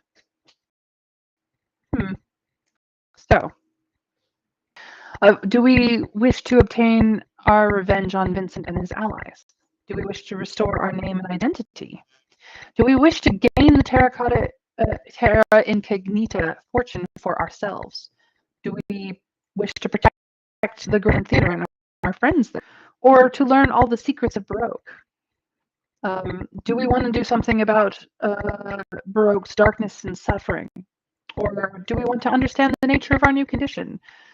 Do we have a want to accumulate power, or are we simply out to survive? We have 9 choices here. 9 choices. Out of the 9, what do we want to do with our life? We have a miracle and we have things to do. And to be frank, we've in the past chapters pretty much talked about all of these things. We want to do all of the above, but unfortunately, all of the above is not an option we can take. So, Vincent, identity, fortune, theater, secrets, suffering, condition, power, survive. 1, 2, 3, 4, 5, 6, 7, 8, 9. Well, Trav, I only have the ability to choose one of them. I cannot choose 1 and 4 and 5 and 7. Which one shall we declare to the detective, whether or not it continues to be true later?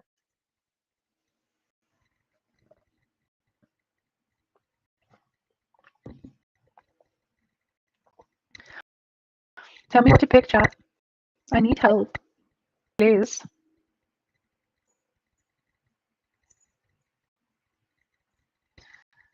4. He'll approve of it and it's not untrue. Protect the theater and our friends there. It's true. We do feel very strongly about our friends. Oh, Winterfairy says survive. We don't want him thinking we're nuts. I don't think he thinks we're nuts at all, Winterfairy. I think he just wants to understand us better in this moment. And as much as we do want to survive, we want to do more than just simply survive. I know that you haven't necessarily been here for all of our choices, but I think that's the one that's least congruent with the choices we've made. So I'm actually going to go with Trav's this time, because I think that, yes, he will indeed approve. I found a place in Baroque that has given me shelter and companionship. The people there have been kind to me. This is a dark city, and such sanctuaries are few and far between. I intend to make sure it stay open and its people remain safe no matter what happens. Raucus smiles. I'm glad you have found a home, is all he says. He gravely shakes your hand and takes his leave. You are preparing to exit the gardens as well when a voice calls to you. Mix to Winter. Striding through fog is a slim, exceptionally good-looking young man. His fine features framed by dark hair worn to shoulder length in the style favored by Baroque's romantic poets and artists. The young man bows to you. I apologize for accosting you, but we really must talk. My name is Nicholas. Oh, this is who Nicholas is. He carries on. I was hidden nearby, listening in on your conversation with the policeman. Spying is hardly a gentlemanly occupation, but I am a revolutionary, not a gentleman, and the need was urgent. I need to give you some advice. Don't trust the detective. Why not? But I should trust you, an admitted spy, or this is not your affair. Keep out of it. How do we respond to Nicholas the Revolutionary, not a gentleman? I mean, he's a self-admitted spy, so trust him not necessarily a good idea, but he did admit to being a spy. Does that make him more trustworthy? Hmm.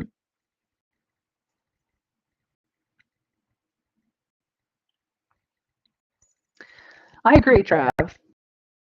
He may be right, but how can we trust him? He just being a spy. Like, give us a reason here, dude. You're making it very difficult for us. At least I'm open about my methods.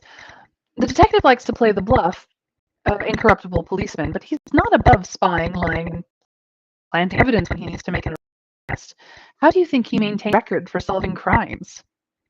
Nicholas speaks rapidly, the words spilling impatiently out, his tone impassioned. Ruckus has framed innocence before now, and he'll do it again. Have you noticed how he keeps directing you toward oubliette? How he would have you believe that some wretched oubliette sect you? Perhaps he even believes it himself. It's easier for men like him to believe that all the wickedness and vice in the city bubbles up out of oubliette instead of accepting the truth that there is rot in our that the rot in our society starts at the very top among the upper classes, that it's rooted in the fundamental injustice they perpetuate every day. The oubliette cults are harmless. They're just broken, delusional men and women trying to give their lives some meaning and dignity in the worst place in the world by embracing one lunatic doctrine or another. If you do things Ruckus's way, he'll find some group of harmless madmen and uncover evidence that they for real answers only my help.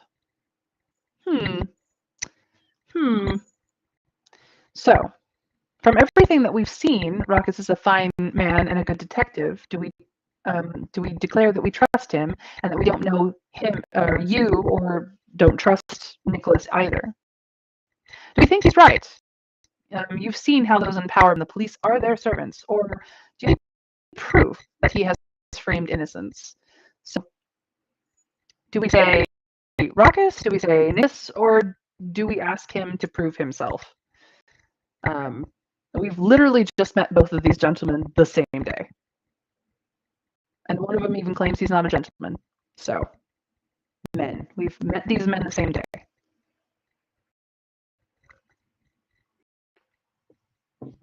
I agree, Trav. Considering that we are very much an occultist ourselves this run, I don't agree that every single cult is harmless. I mean, one of them did torture and kill us, after all. Even if that was perhaps not their actual intention, it is what happened. We have reason to believe that that may have been the end, and we have reason to believe that it may not have been what they were up to. But yeah, but what choice do we make this time? One, two, or three? Good detective. Um, Nicholas is right, or got any proof? One, two, or three? The keywords that I will recognize is the good detective. Nicholas is right, or got any proof?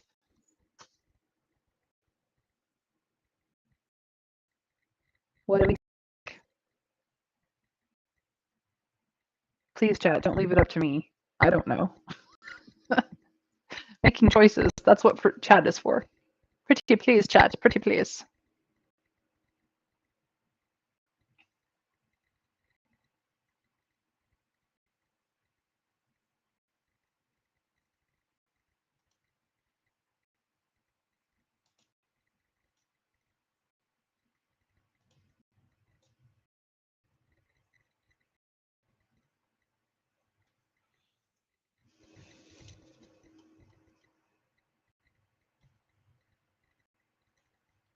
Winter Fairy says 1.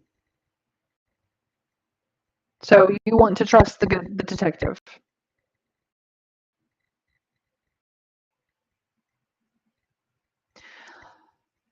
Sounds like Trav kind of wants him to prove that he's not full of shit, which would be 3. Because 1 is very much, I believe the detective. 2 is very much, I believe you, even though I've only met the both of you today. And 3 is like, prove that you're not full of shit.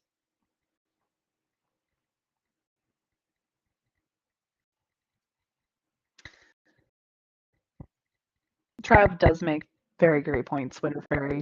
He's a smarty. Let's ask for proof. All right, we're going for proof. Do you have any proof that he has framed innocence?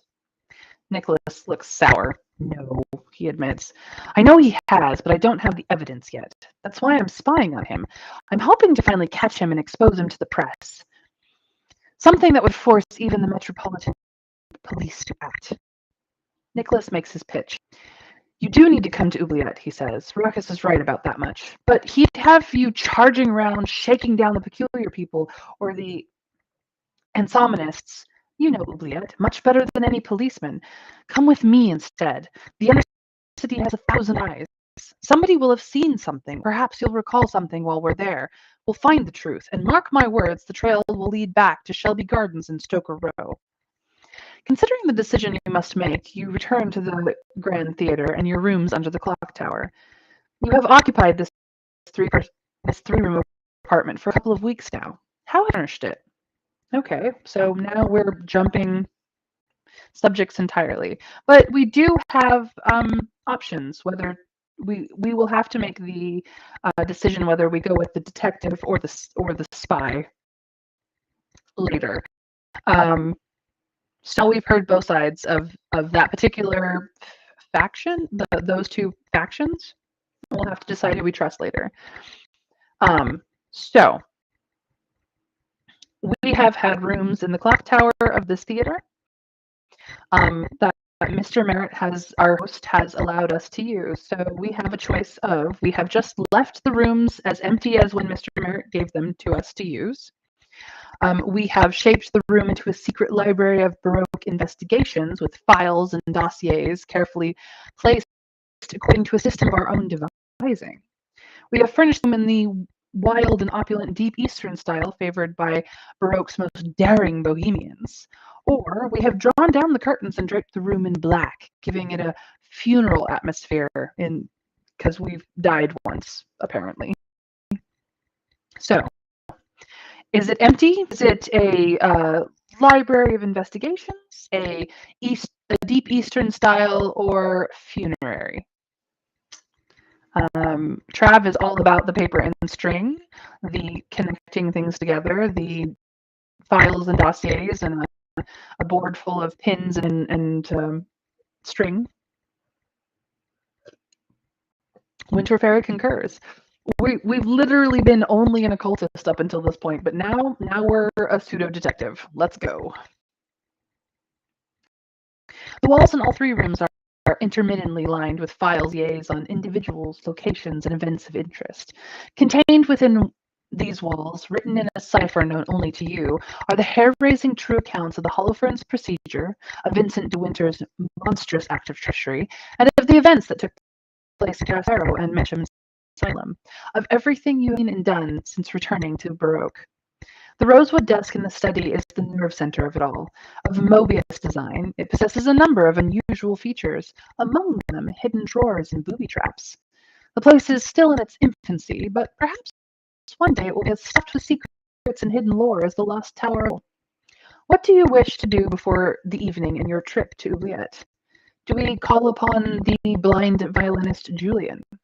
Do we visit the information broker and secret trader Mona? Do we prowl around the fair and see if there's anything that requires our immediate attention? Since we did promise to try and bring it back into prominence. What shall we do, chat? Julian, Mona, or the theater? 1, 2, or 3? We've got a moment to do something. But just a moment. Winter Fairy says theater. Number 3. Do we have a consensus?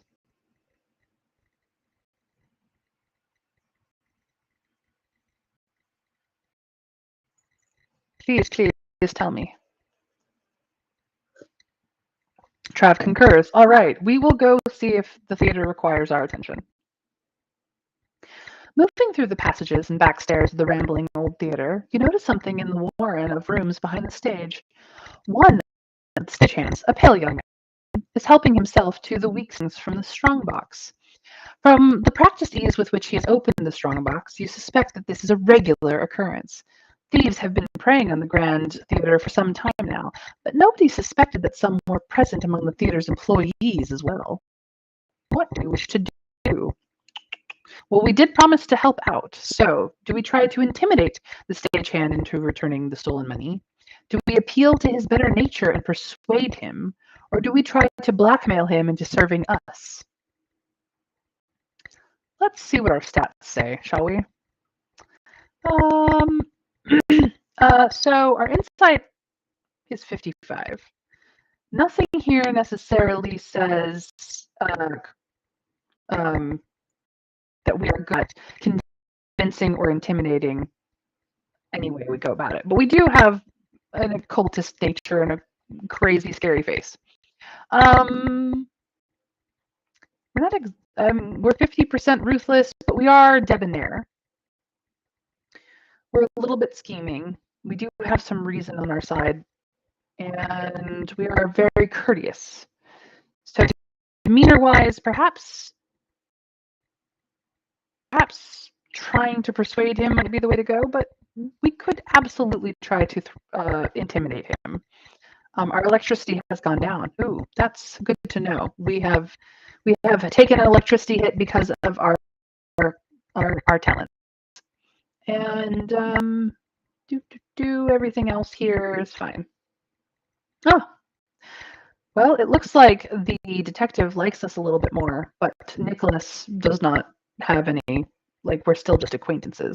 We have literally met everyone on this list now, so that's good to know. So yes, intimidation, persuasion, blackmail. Trav says intimidation. Threaten him with eternal nightmares. Do we have a consensus on how we will deal with the stagehand stealing from the strongbox? Winter Fairy's all in on intimidation. All right, I'm scared. You approach the thief and call him out for his crime. He laughs in your face, telling you that you can prove nothing. His brazen confidence and the air of strange mystery that surrounds you means that you are indeed helpless to prove his pilfering. The parasite will continue to get away with his crimes until you can find a way to stop him once and for all. Once your business at the Grand Theatre is concluded, you make your way to Oubliette just as night falls. Well, that did not work out. We tried, guys. We tried. Who do we trust? Will you choose through the treacherous subterranean reaches of Oubliette? Will we trust the veteran detective, which we've already gotten a little bit of rapport with, or will we try Nicholas, the passionate young radical, and see if he will do us one better? Yeah, I know of Winter Fairy. Drat, indeed. Hey, Trav, if that was an option, I would already be making use of it. Sadly. It was not an option I was giving. I wish I could magic him into being scared of me as well, but unfortunately, no. So, detective or radical? Everyone, detective or radical?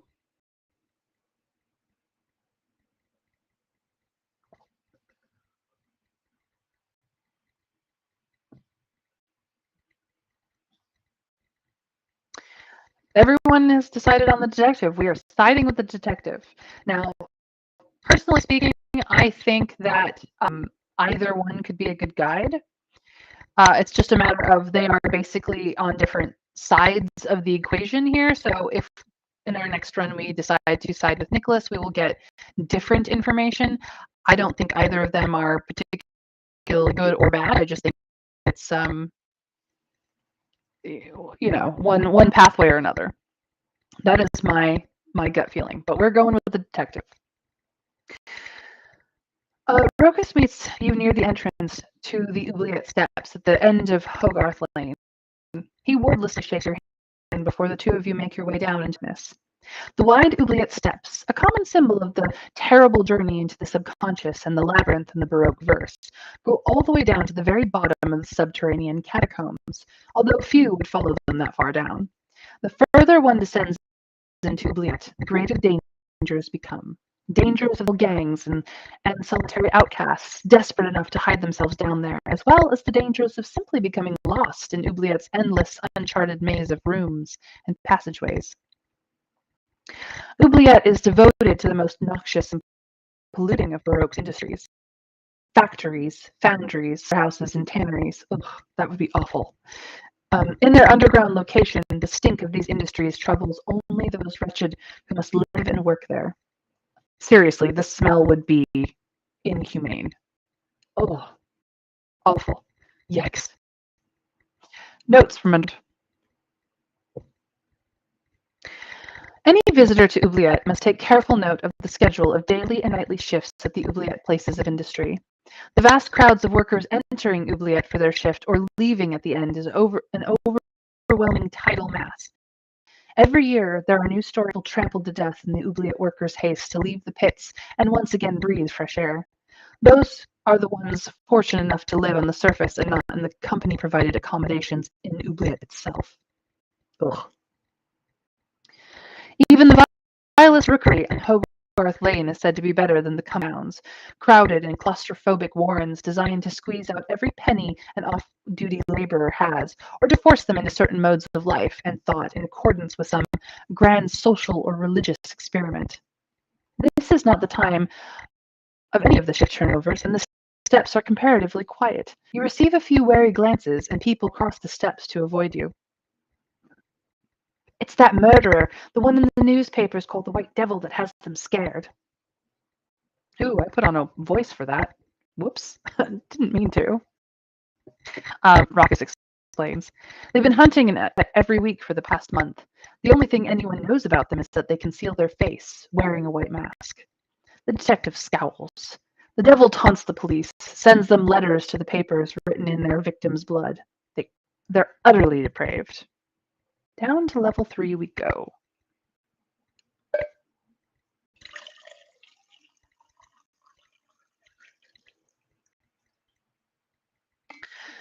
Your body was found on level 3 of oubliette. You exit the oubliette steps level and make your way through the clamor and din of the level to the location. Level 3, much of oubliette, is an infernal vision. Workers stripped to the waist, sweat pouring down their chests, shovel coal into furnaces glowing cherry amid clouds of suffocating black smoke. Their industry, intended to fuel the mills, pistons, and turbines of a factory a level above, is endless and unceasing. To your surprise, as you approach the avenue off which your body was found, you hear blaring music and raucous shouting. Turning a corner, you find yourself dazzled by the harshly brilliant lights of a traveling circus. Booths and tents are placards promising exotic dancers from Uppenstad, and the sight of human oddities such as the geek or Gret of Gret the insect lady. Wow, I'm stumbling. Ceiling workers stride upside down along the avenue ceiling, staying attached through rubber suction pads on their boots, and a tattooed contortionist nonchalantly twists herself into agonizing-looking. Ruckus shakes his head. I hadn't heard a circus was setting up here. This complicates things. You were found in alleyway 36. Go and see what you can find. I'll make sure nobody disturbs you. On to the alleyway. Alleyway 36 is a small dark space cut into the rock beton courses of the 3rd and 4th Avenues. The noise of the circus is a little lessened here. You turn your attention to the unpromising scene before you. How do we wish to proceed? Do we use our natural powers of observation and detection? Do we use the latest scientific methods?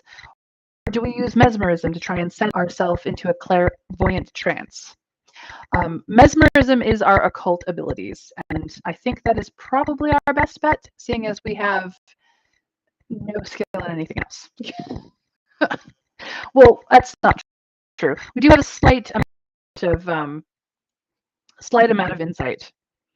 Oh, and we have a slight amount of combat now too. But yeah, the occult is the way to go if we want to find anything else out.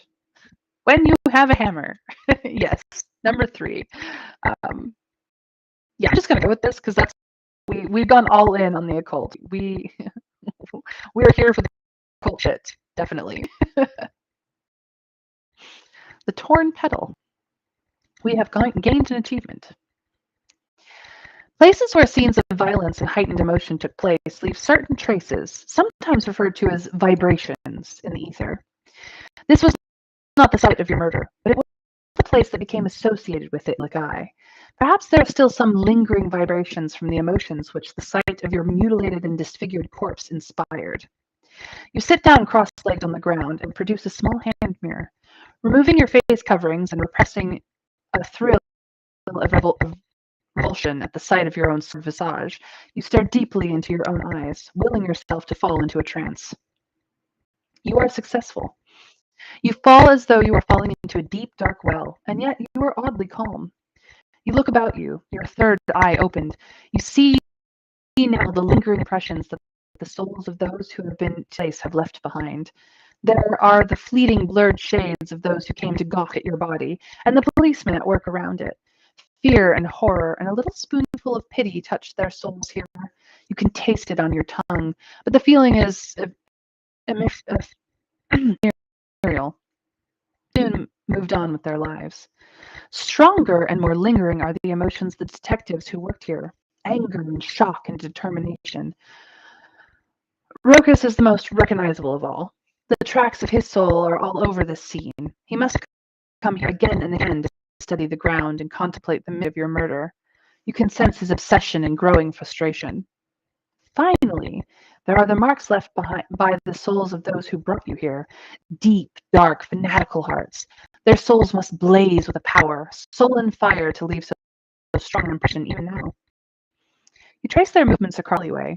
One of them leaned by the wall for a period, and the devotion in his soul flared up while he was there.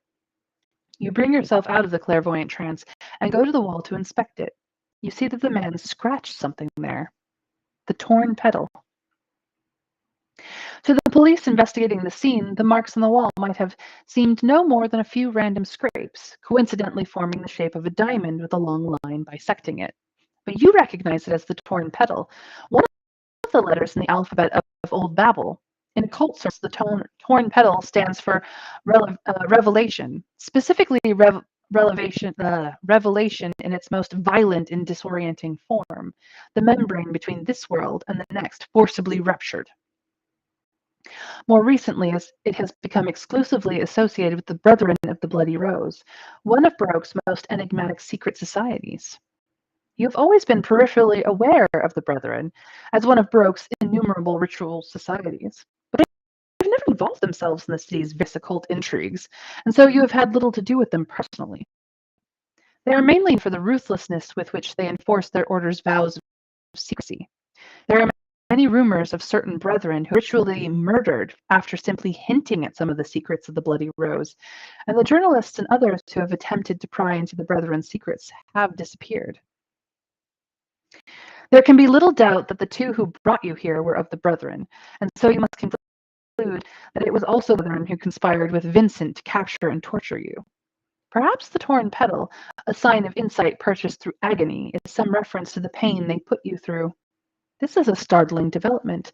The Brethren is a group that holds a great deal of power in Baroque. They have counted dukes, politicians, generals, and famous composers among their ranks. If you are to obtain justice, a long struggle awaits you. And it is hard to imagine why such a wealthy and powerful fraternity would agree to help a rootless schemer like your cousin Vincent. What was that? Yep, looks like the detective really is on our side, even if he also has other side hobbies. He has been obsessed with our case for certain. It is just then a flash of movement catches your eye. Someone is watching you from the far end of the alleyway.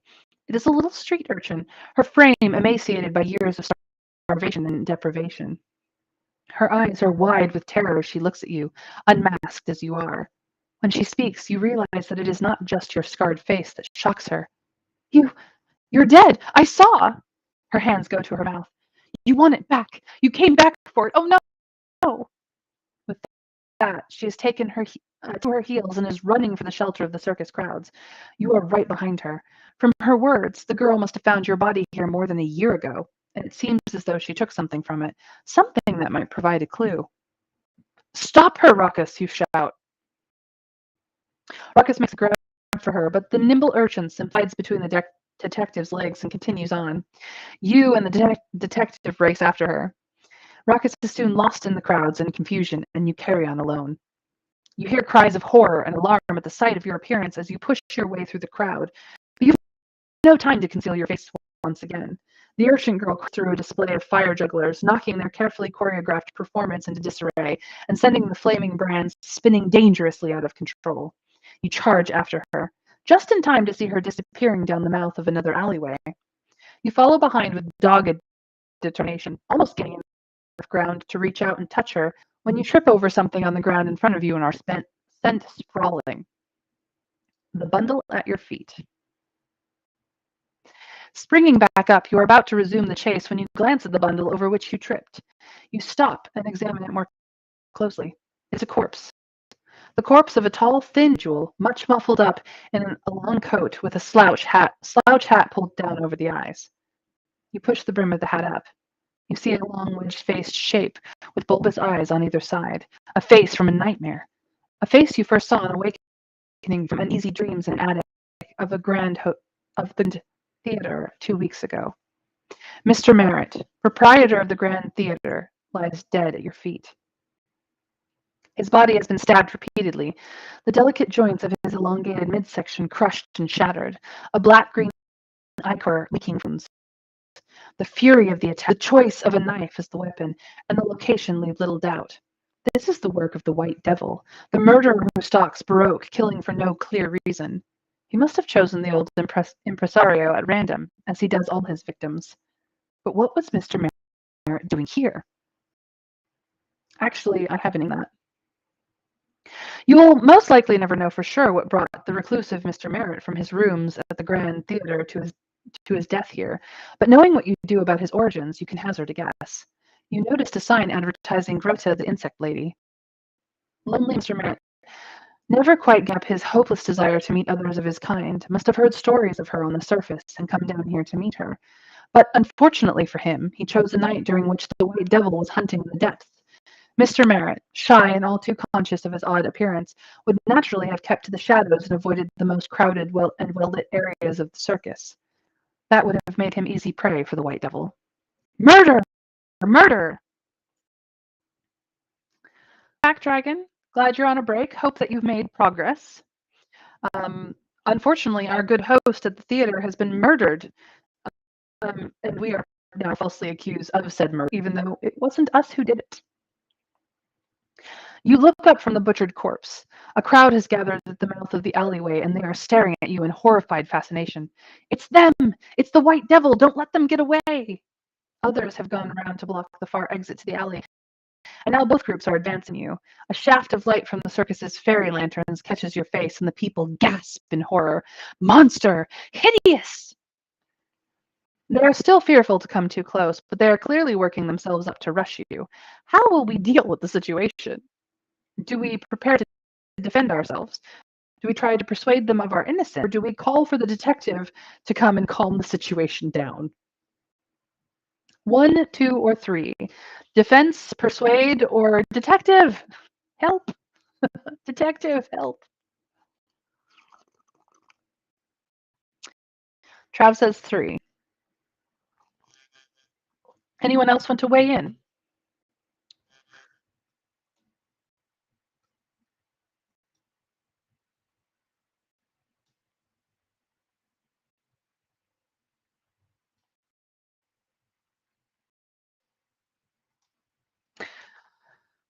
Winter Fairy also says 3, so it looks like 3 is the way to go. We are going to have the detective come and save us.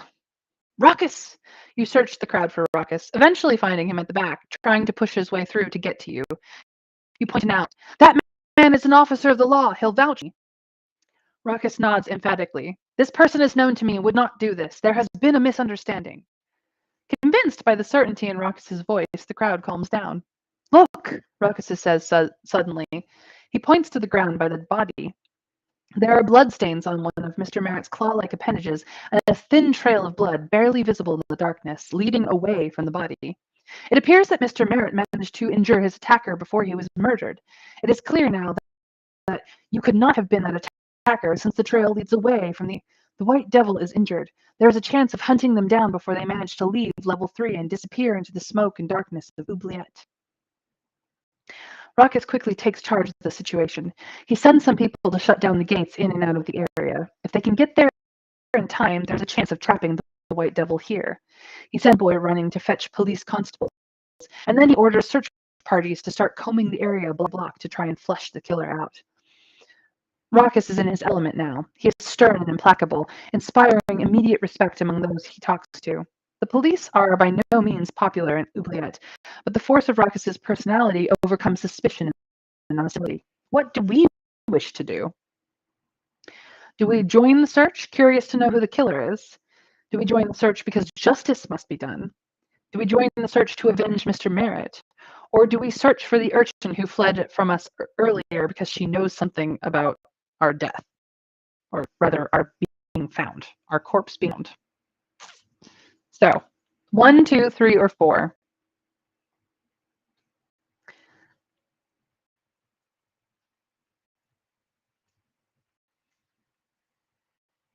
One, two, three, or 4. What do we think, chat? Winter Fairy says 1. She's curious about who the White Devil is. Dragon says 4. Find the urchin. Trav, are you going to decide between 1 and 4 for me? Or am I going to have to make a decision? Please, chat, your kindness. Trav concurs on 4.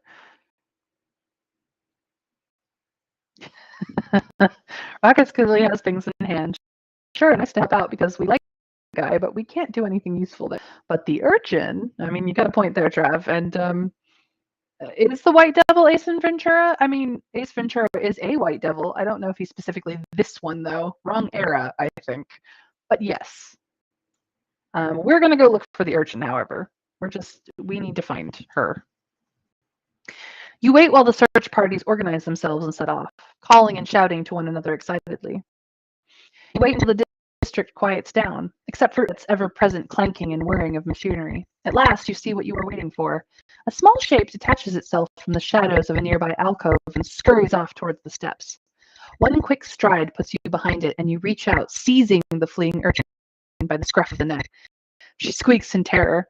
Please, your honor, I didn't know it was special. Here it is, take it. She fumbles in her pocket and flings something small and shiny at you. I just like the way it sparkled, she babbles. This child might know something more, but how do you wish to handle her?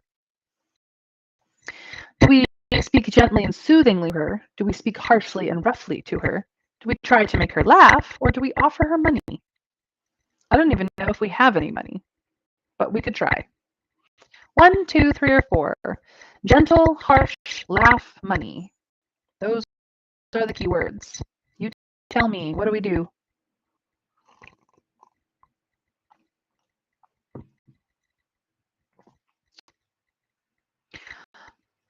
Winter Fairy says, speak gently. Trav says, give her money. I mean, he's got a reasonable reason for it.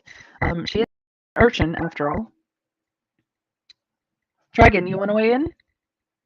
I'd love to hear from you.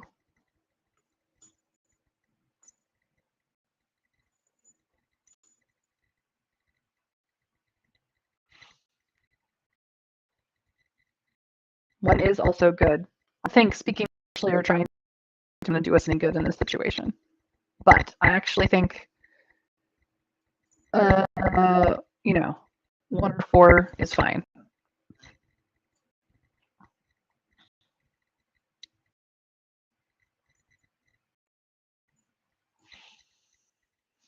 We're going with 4. We'll trade a shiny for a shiny. Ah, Dragon wanted to. Sorry, Dragon. We moved on. I apologize. You dig into your pocket and hold up a handful of gold sovereigns that glitter in Oubliette's fiery light. The urchin's eyes widen and she gives you a gasp of fear. You realize your mistake too late. You've offered up too much. That much money down here confirms the girl's suspicions that she has been caught up in something far beyond her understanding. She takes to her heels, fleeing into the darkness. There's no point pursuing her further. She knows Oublie well. Instead, you stoop to examine the item she threw at you. Indeed, Trav, it might have, but sadly we went with the occult one. The ring.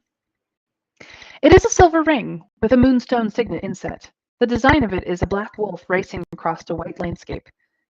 You recognize at once. This was a signet ring. It belonged to your family and has for centuries. You were wearing it when you were abducted. Vincent must have been furious when he realized. He'll have to make a new copy. Your discovery of the ring presents certain possibilities. You could simply keep it. It would provide valuable evidence that you are the person you claim to be. Then again, you could also use it as a weapon against Vincent.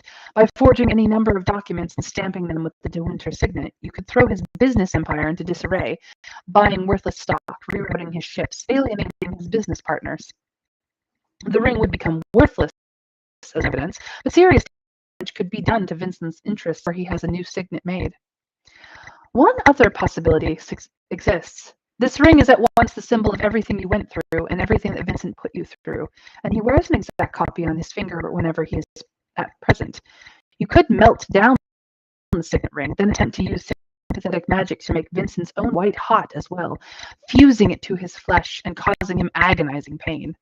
This would be an extraordinarily draining and difficult ritual, beyond the reach of most adepts of the occult. Perhaps it might be possible for you. What will we do? Will we keep it and use it as evidence of our identity? Will we use the ring to sabotage Vincent's business interests? Will we carry out a ritual of the occult to fuse the signet ring to Vincent's hand?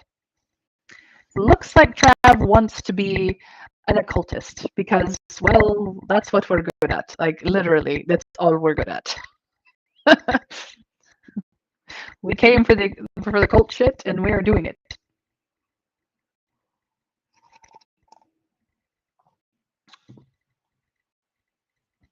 What do we think, chat? Keep the ring, use the ring for sabotage, or fuse Vincent's ring to his hand. So far, Trav's waiting on 3. What do the rest of you think? Please, tell me. Let me know. I'd love to hear from you.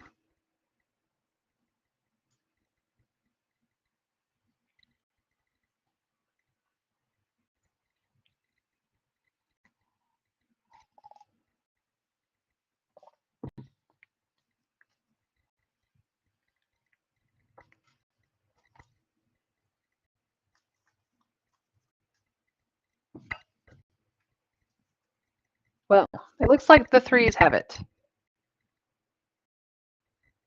Winterfairy says 1 or 2, more 1 than 2. Okay, so it's between 1 and 3, I guess. Dragon, you want to weigh in on this one and help me make a decision?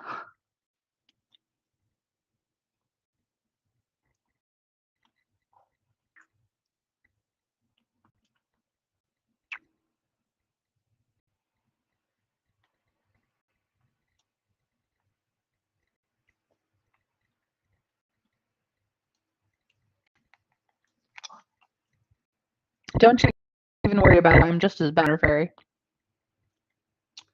That's why we're being indecisive together with the rest of chat. That's the whole reason why I'm playing this game with you guys, because it makes it so much easier to figure out.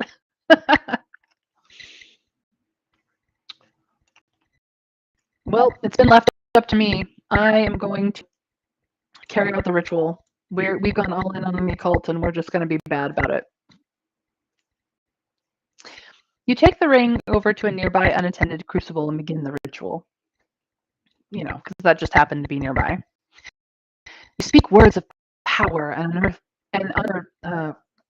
I can read, I promise. Let me try that again. You speak words of power unheard on earth since the time of Wayland the first smith, words that were once used to forge enchanted swords for the heroes of old. Now that power serves your hatred.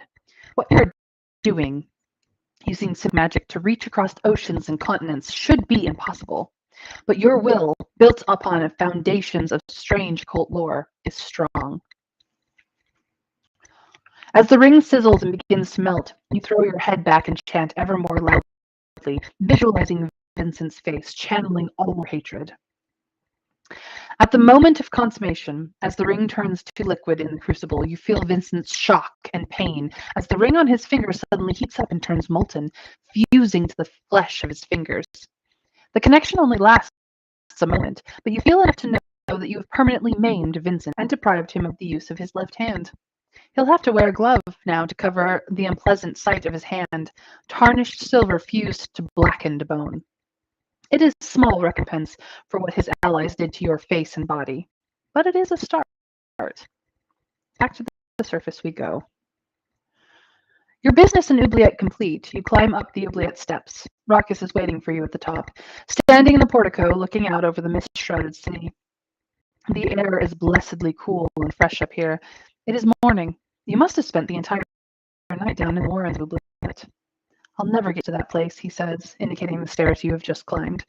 Raucus appears uncharacteristically hesitant. When that mob cornered you, I thought I'd lose you again. He clears his throat. I know that sounds strange. I just spent so long studying or mourning for someone I'd never known. I dreamed 100 times that I found a way to save you, even though that was impossible, even though you died even before we met. When I saw you in Shelby Gardens, it was as though I'd been given something back. So, do we answer him? Take care, Winter Fairy. Enjoy the VODs. Please check out yesterday's as well as today's, and then you'll be all caught up. We'll see you later, and I will note your vote for number 1. Bye. So, do we say you have, I'm with you now and this isn't a dream and I'm glad it's not? Do we say, I'm thankful for the efforts you've made on my behalf, but I am my own person?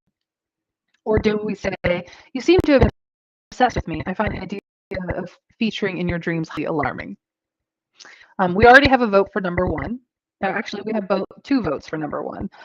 So it seems as though we are going to make the good detective our friend. And I agree. He likes us. He likes directness. He's been forthright, and he's even us out of a bad spot. He's a good man to have at our back. So let's make him a friend. Raucus bows his head. He reaches out to touch your hand for just a moment, as though to reassure himself that you really are real. His fingers are hard and calloused, but gentle. Thank you, he says at last. He clears his throat. I need to go now, but I hope we'll meet again. You walk back alone to the Grand Theater. Real bad news. It has been a long, hard night. You can the consequences of Mr. Merritt's death, things you have learned in Oubliette in a few hours. Just now, you need to be by yourself in your rooms for a time. You slip into the theater through a back door and climb the stairs to the rooms under the clock tower. As you enter, you are surprised to see the note that has been pushed under the door. It has not been signed, but it's a combination of near illegible handwriting and atrocious spelling could only have come from Holoferne's pen. Need to talk to you.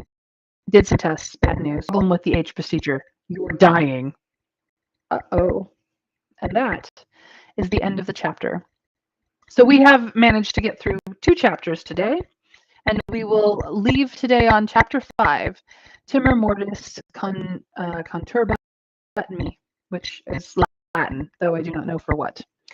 In any case, yes, we've keeled over dead once in the cafe, and people thought we were dead then too. So clearly something is malfunctioning. Whoopsie daisy. Anyway, thank you everyone for coming. I've actually gone over my usual time slot today just so that we could get through these 2 chapters. They went pretty long. I'm just going to show the stats screen to sum up. We're mostly only occult. Tiny bit of combat and insight, but mostly everything else is just not very good or very bad at anything. Fear of death disturbs me. Good. Thank you for the translation, Trav. I appreciate. As for our demeanor, we are primarily debonair, tiny bit scheming, a rude person, a little bit romantic, and mostly courteous. Everything else is just kind of meh, either way. As for our life, we've used up a little bit of our electricity with the installation of our claws, our talons, I should say. But we're very, very sane and very, very human, just slightly revenant, just a tiny bit. When it comes to pursuits and desires, we're a little bit sabotagey, a little bit dark, and we do appreciate the theater. And we have a tiny bit of, we have lost a bit of evidence, not certain where, but it went down a tick. So that's us, our pursuits and desires. And as for the people, Holofernes and Raucus are becoming rather fond of us. Julian, Mona, Chloe, and Nicholas are still just acquaintances, but we've met everyone on this list. So that's where we stand today at the end of chapter 4. As for our achievements, we have managed to achieve the Beast of Barrow, where we revealed a werewolf, the Recluse of Mr. Merritt, we learned strange truths about the Grand Theatre's owner. We have seen the Great Valerio's last performance because we introduced him to real black magic, and he died for it. We have met Laura de Winter, our cousin, Vincent de Winter's older sister. We have seen the torn petal, and it is a vital clue in Oubliette that we discovered. And we have also caused the black glove because we have maimed Vincent using black magic. So those are the achievements that we have managed. So that's it for today.